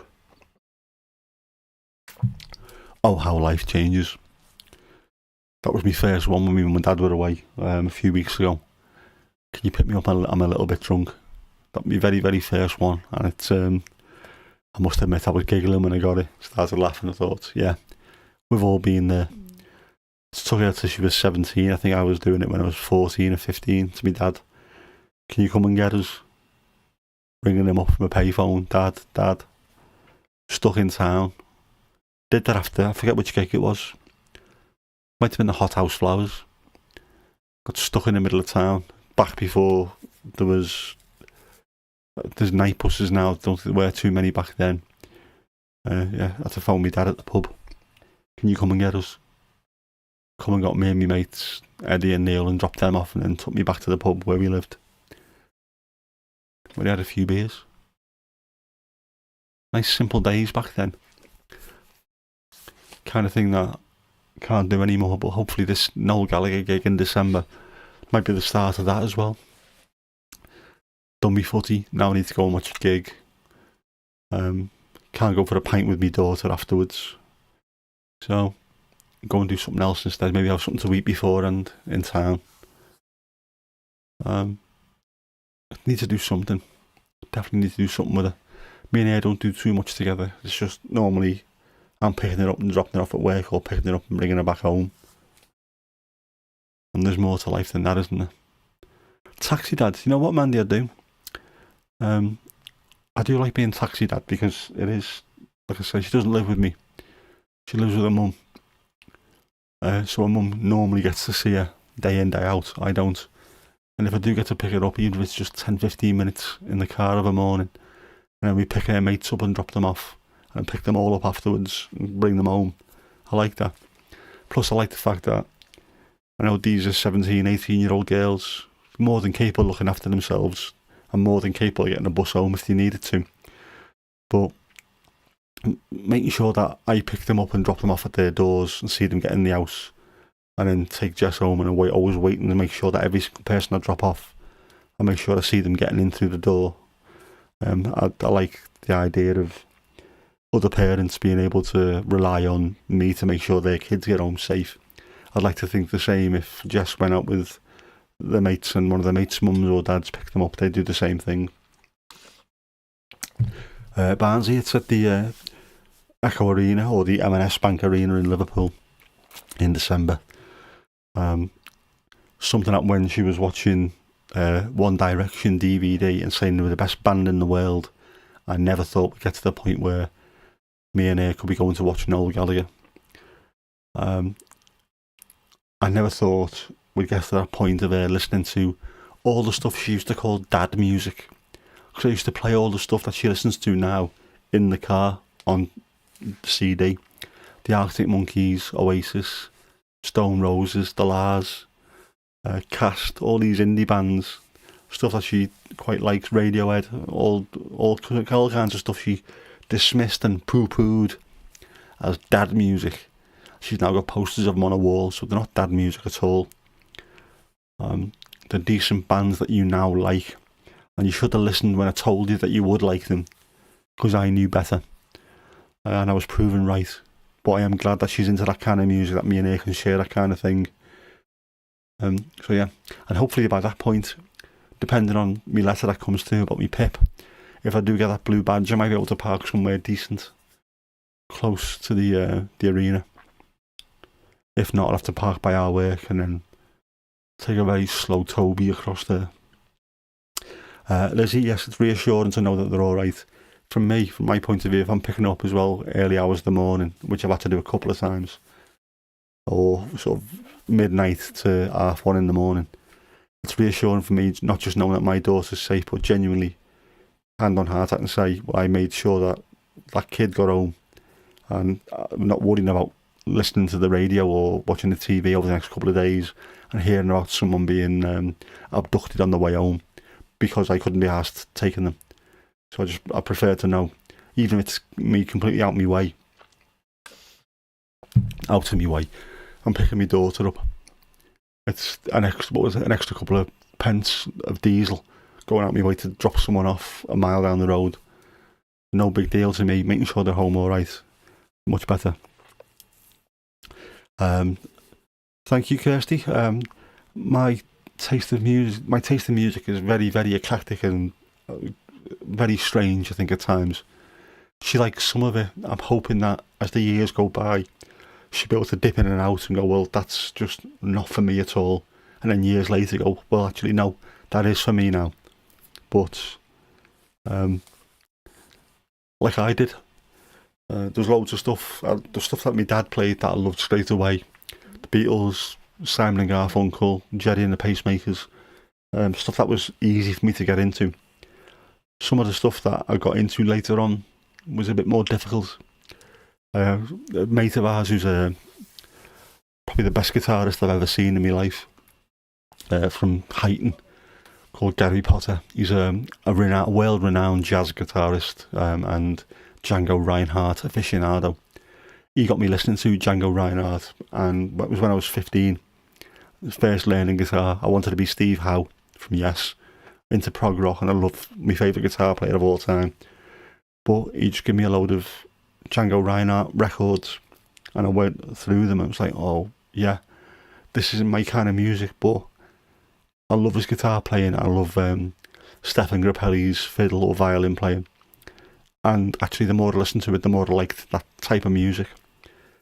So being able to dip in, someone says listen to that, I'll give it a go. If I like it, I like it. If I don't, I don't, but I will give it a go. And then I will occasionally just pick little bits and pieces that I do like, and as the years go by, I'll pick a bit more from that same artist and think, you know, I really do like this now. And your mum played Jean Pitney. Did she win? What did she play him at? At Barnsley? Yeah, I should get the badge with a modified car. I think, looking at the amount that was put in my bank the other day and working out how many weeks it was, I think I'm on the basic daily living and the basic mobility. I need 8 points to be able to get a blue badge, I think. I don't know if I'm going to get the 8 points, but if I do, at least I can apply. If I don't, I think I can still apply, but I'll have to jump through hoops. And at which point, if I can jump through hoops, they'll say, no, you can't have it. But I'd have to go and have an assessment. So I can still apply, I think, but I think I should qualify. It's not something I want to take the piss out of. If I'm in a mood where I can walk, I'll walk rather than park right by the front of a shop. I'll park somewhere normal. Like in Tesco, I'll park a little bit further away. Nowhere near the parent and child, nowhere near the disability. I'll park somewhere where I've forced myself to do a little bit of a walk. I don't just want to be parking close to be lazy, but there will be times when I genuinely do need to be able to park closer to the train station or to the Echo Arena. And Mandy, it is a bit of a schlep from where I work anyway. It is a bit of a wander. Where I work is just over the road from the live buildings. So if you can imagine, you're across the Strand, and then from there it's a walk past the Albert Dock, Salthouse Dock, Albert Dock, through to the Queen's Dock. I think it would have to be something I take very, very slowly.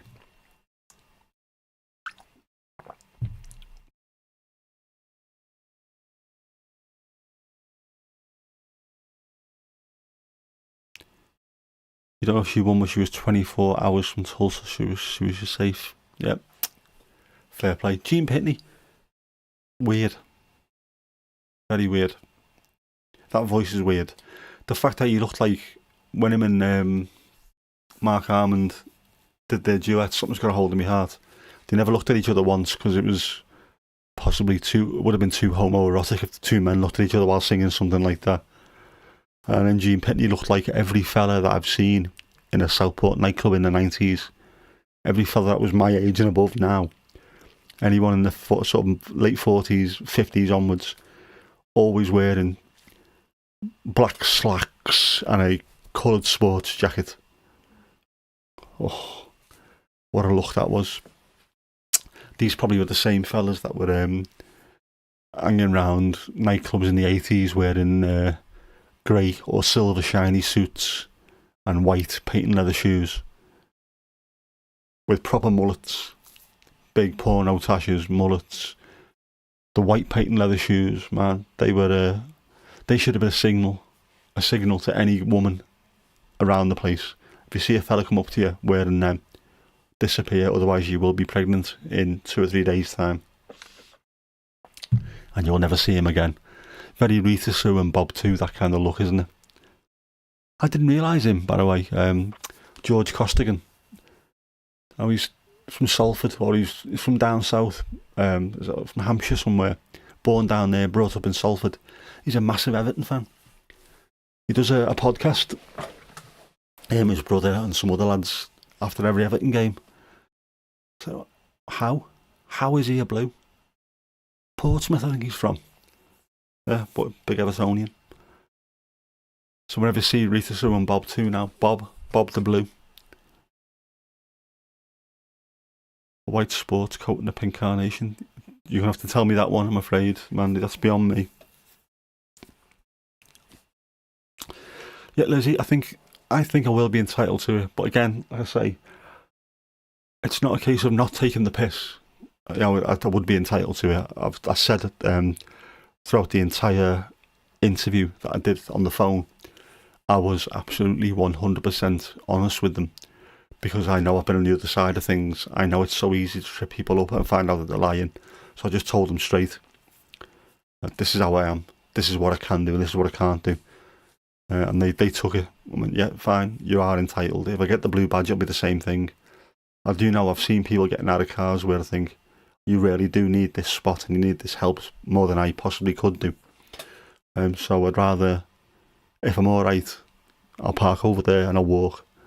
And leave these spaces free in case other people really do need them. But there might be days where I'm really struggling, and at which point, if I've got my badge, I will park there. You know, I'm not a martyr to it. I try to push myself to get better, and it's not always going to be the same. I will have bad days. I mean, this week I have been tired. I touched lucky on Friday when I went to the clinic to have me occupational therapy.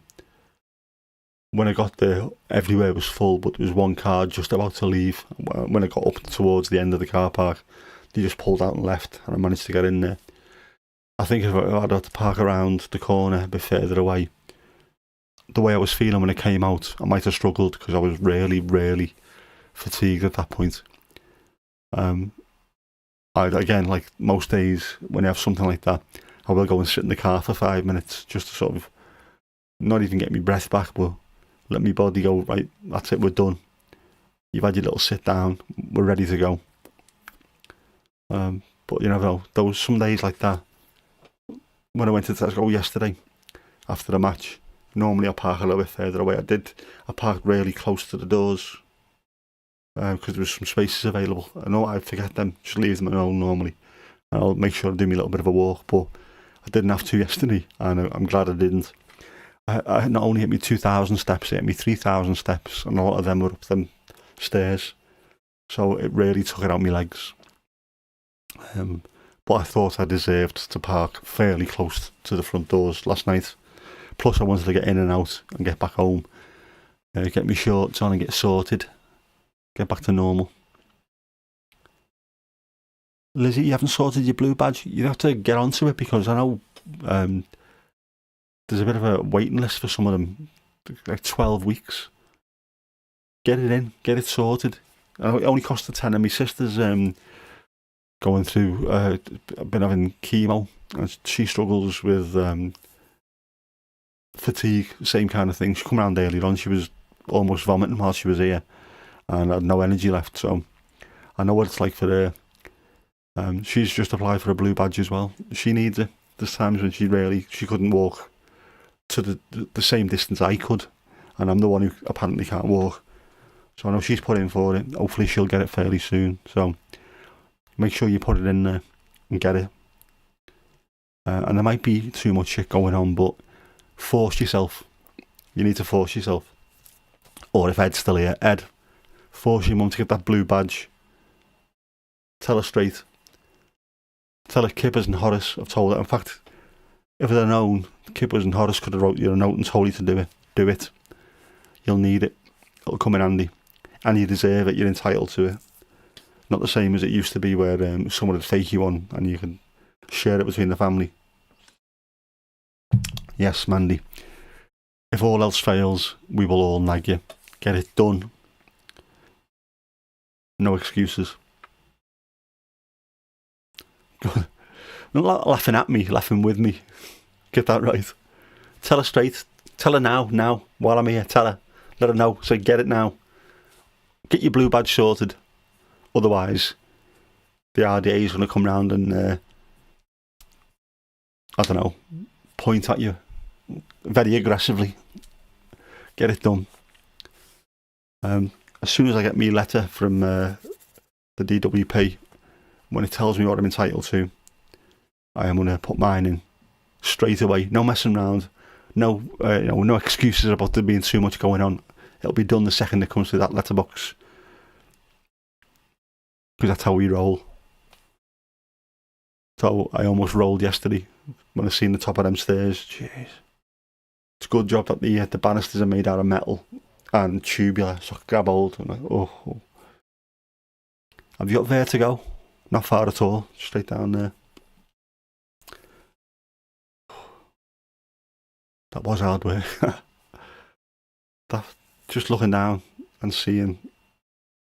I know the person at the bottom of the stairs, the steward, is only fairly small. He's not like a good 6 footer. He's fairly small, which was even worse because that forced perspective made it look like it was absolutely miles going down to him. Not good. You should have had a big Arthur down there. I would have felt alright then. But, yeah. Full on dad joke mode. This is what I do, Lizzie. This is what I do. This is my job. I'm the UK's #1 sit-down comedian. Ask Jess. She will tell you. This is what I do. There's an art to dad jokes. It's massively disrespected. A good dad joke can be very well crafted Shakespearean in its... No, not Shakespearean, because dad jokes are actually funny. I always say there's people that you shouldn't trust. And the people that you really shouldn't trust are those half-wits who go to the Globe in London to watch a Shakespeare comedy and will sit and laugh all the way through it, as though they're watching Billy Connolly. No, mate, this isn't funny. It can be vaguely amusing, slightly titter-inducing at times, but it's not a comedy. They called it that because they had nothing else to call it. Don't trust them. Normally wearing cotton traders, rugby shirts, drinking craft ale afterwards. Don't trust them. Do not trust them. The rugby type, you know what they're like, aren't you? Pissing in pint glasses and passing it round to have a drink. Do not trust them. Titty ye not, bit of Frankie. Frankie goes to Howard.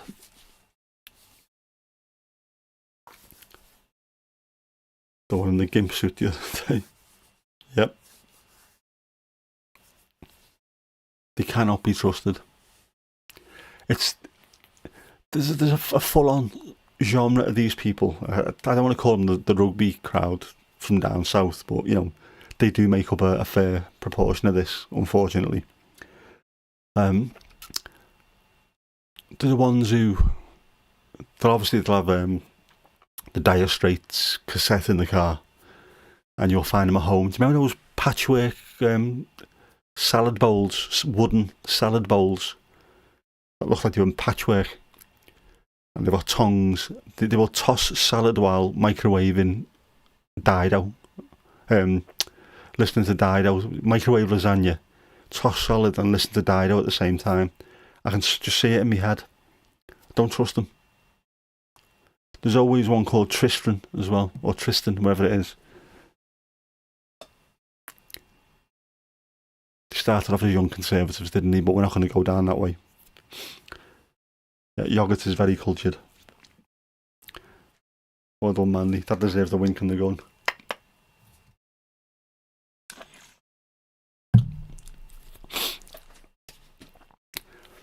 Shouldn't get onto Dire Straits, should I?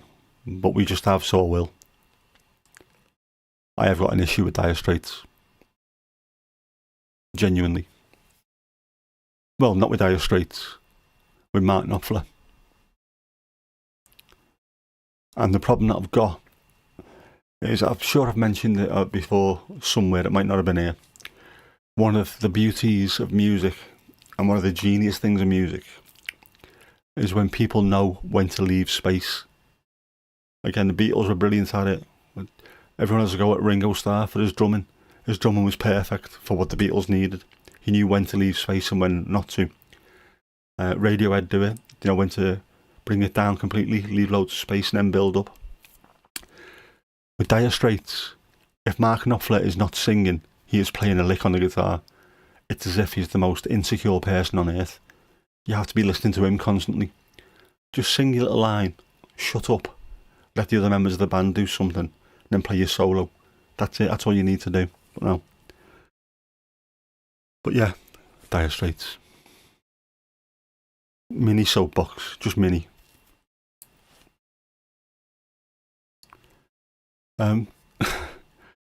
Barnsey, some medical conditions can be fixed with yogurt. Just saying.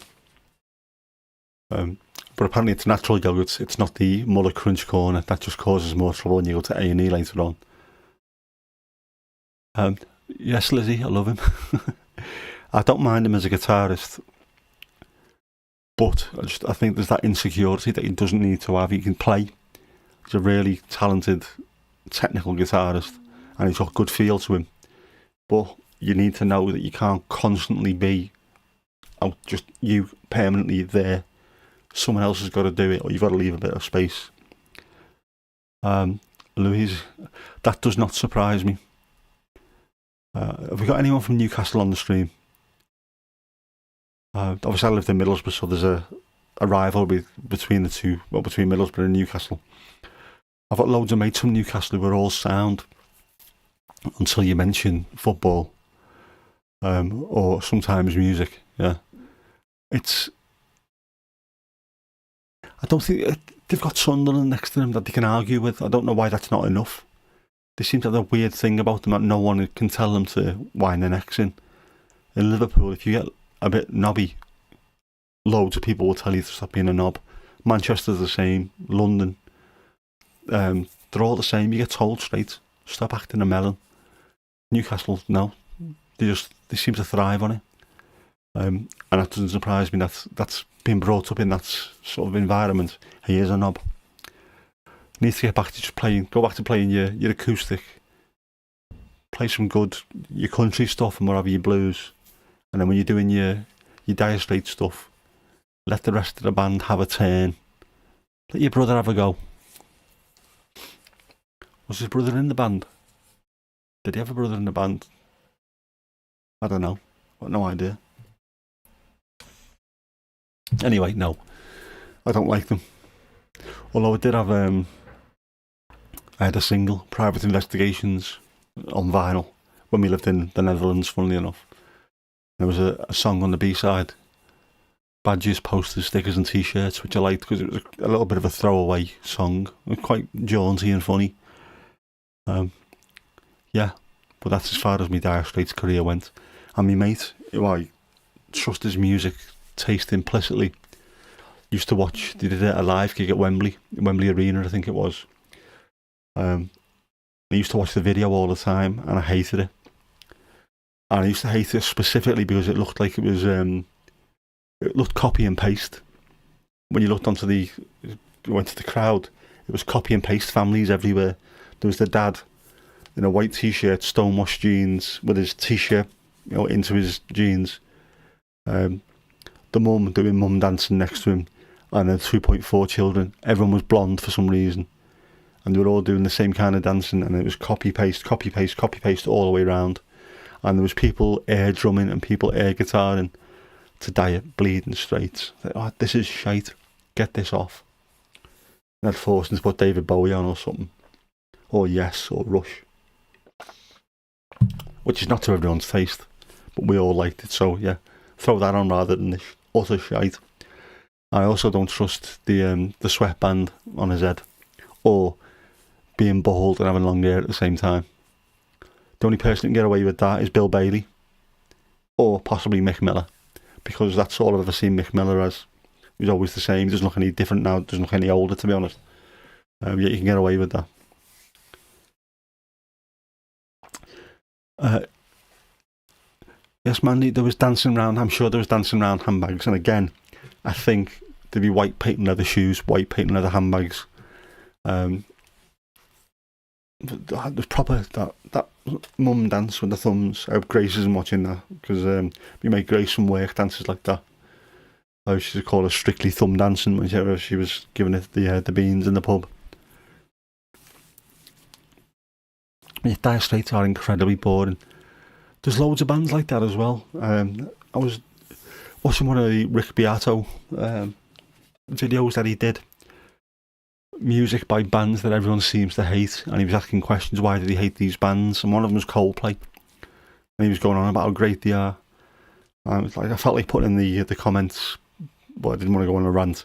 The reason why people hate them so much is because when they had the first album or the first two albums, the potential was there for them to be an absolutely fantastic band that pushed the boundaries, that could have done a Radiohead, and every album from then onwards could have been striving for something completely different.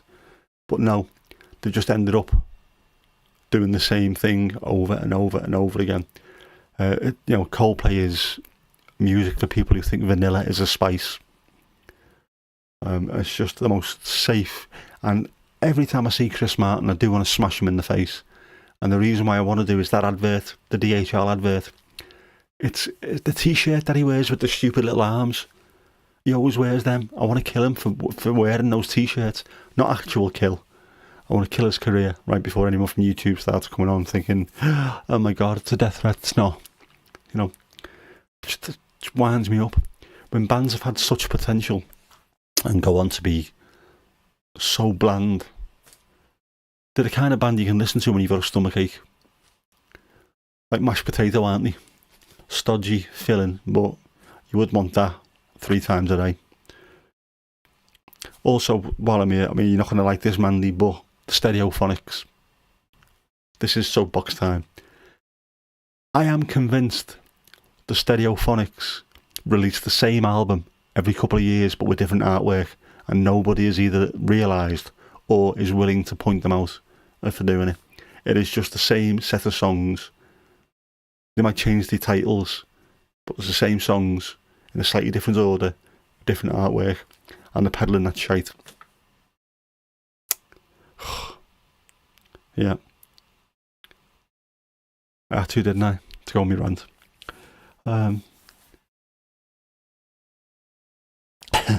Casper, yeah.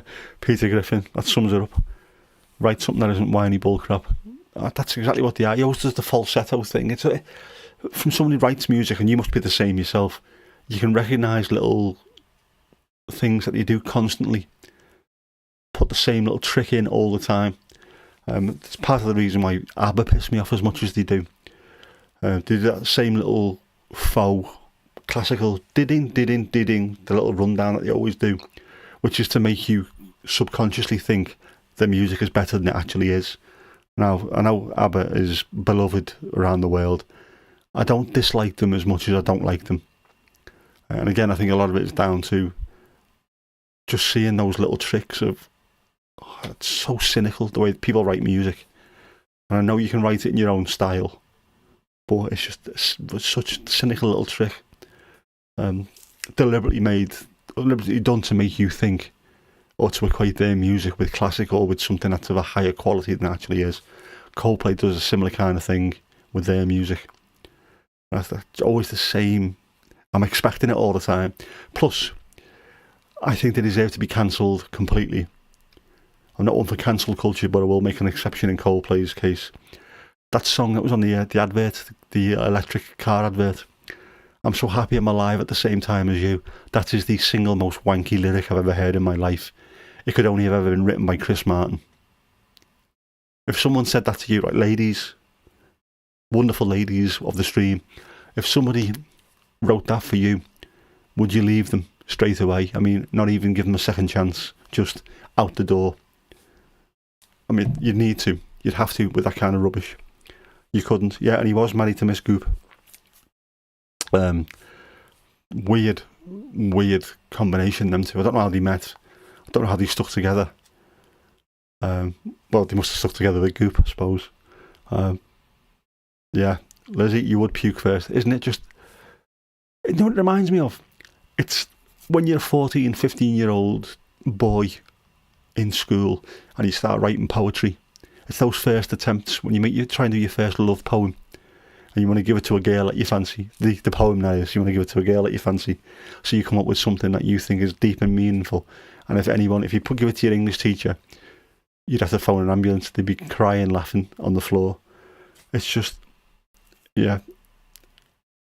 And he's a grown man. Not just a grown man, he must be in his 40s now, if not older. Singing that to a sea of people, 50, 60,000 people in the stadium, and he's singing that. I think my sphincter would shrivel up if I had to sing that. You never know, could have been an Epstein party. There ain't no party like an Epstein party, as the song could go. Dodgy boy there, Emma. Yeah, I know they're not a boy band, but I know it's getting late before the lights go out. How do boy bands exist? How did they start? I was talking to my mate about this. This is going back a proper while ago. Me and my mates used to play music all the time. We wanted to be in a band, and it didn't work out for us. It did for a couple of them. Ended up in a fairly decent band that did okay. But if someone would have come to us and said, "You've got talent, boys. What I want you to do though is I want you to get 6 packs, wear a white shirt open to the waist, and I want you to earnestly look into the camera and tell all these young girls that you love them so much. I want you to walk down a beach just, taking it in turns to do a really, really deep, meaningful dance and staring into the camera. If someone would have said that to us, we would have laughed our bollocks off.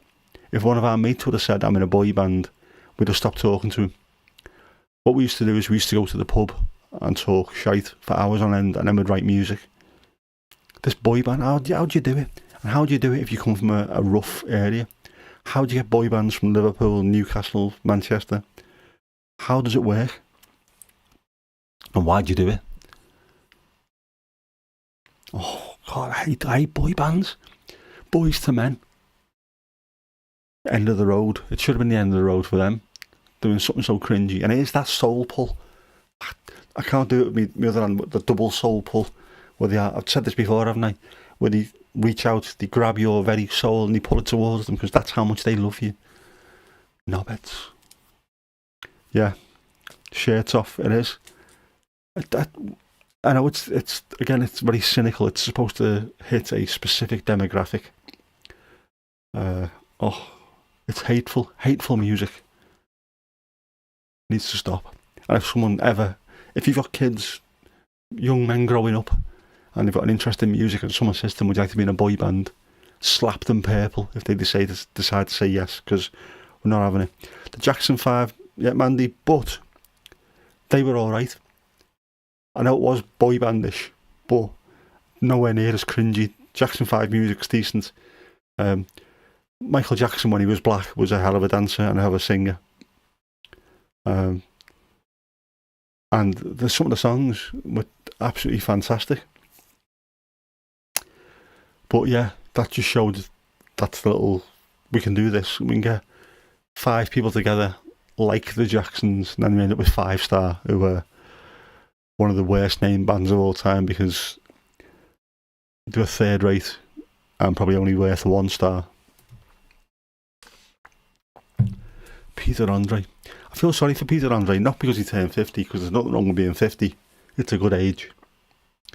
But he comes across as being an alright lad, despite the fact that he was a solo boy band knob, dancing with his shirt off, talking about mysterious girl. Oh. Every girl that was listening to that must have thought that was her. But he does come across as a decent lad, apart from the fact that, he ended up with that woman. You know what I'm talking about. Every time the news comes on, talking about a platoon of soldiers entering Jordan, I have to check twice to make sure it's the Middle East, because you don't know, do you? You knew someone who's in the aspiring boy band in Essex. Did they make it? Is it a famous boy band, or is it just something that went by the wayside?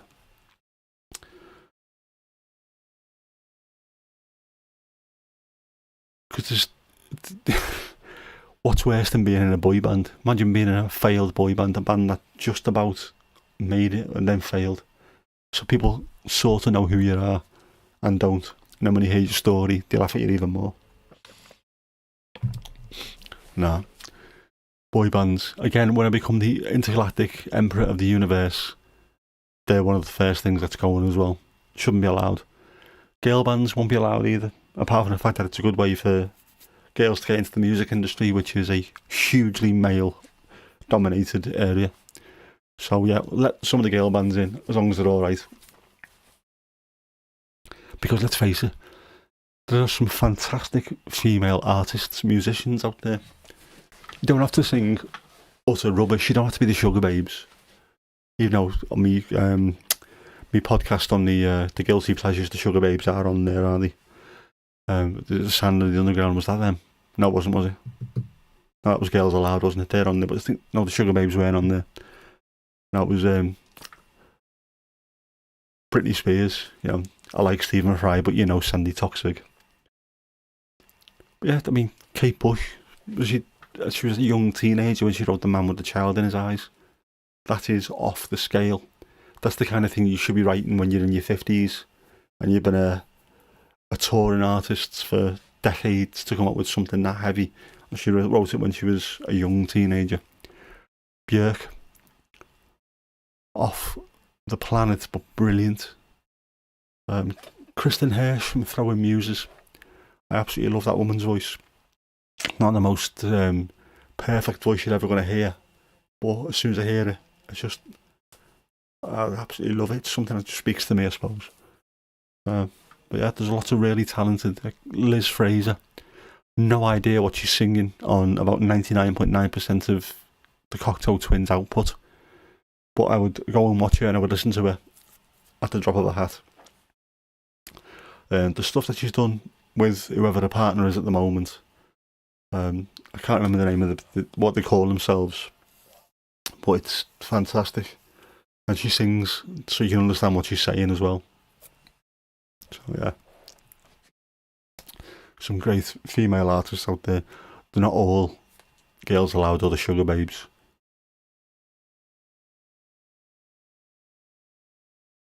I suppose, yeah. The boy bands, they're not all the same, but they are. It's the cynical thing I don't like. I know to make it really big, there's got to be a hint of cynicism in what you do. Otherwise, you're never going to hit that absolute peak. But it's just how cynical it is to bypass what other bands are doing. None of these boy bands will ever go to play in a pub.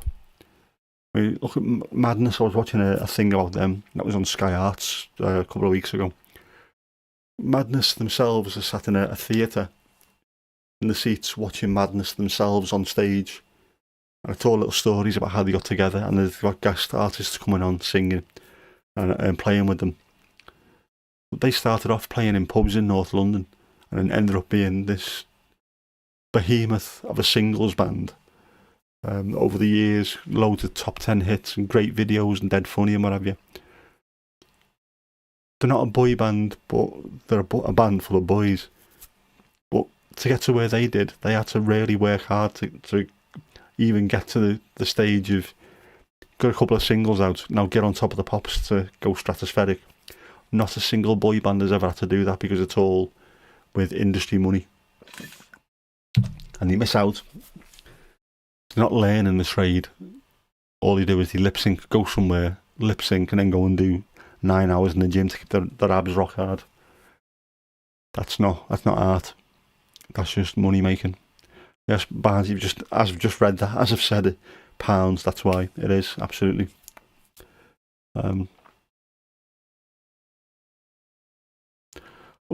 Yeah.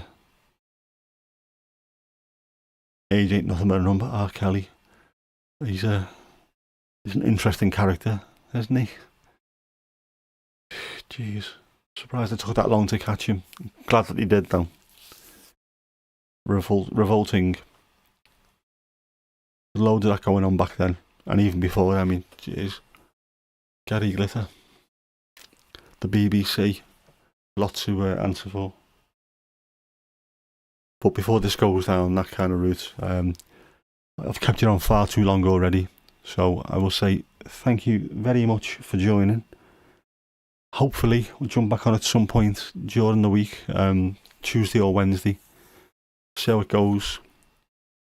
And I'll have to go and let Horace and Kippers out of the jail cell. So thank you very much. I will see you soon. Ta-ra.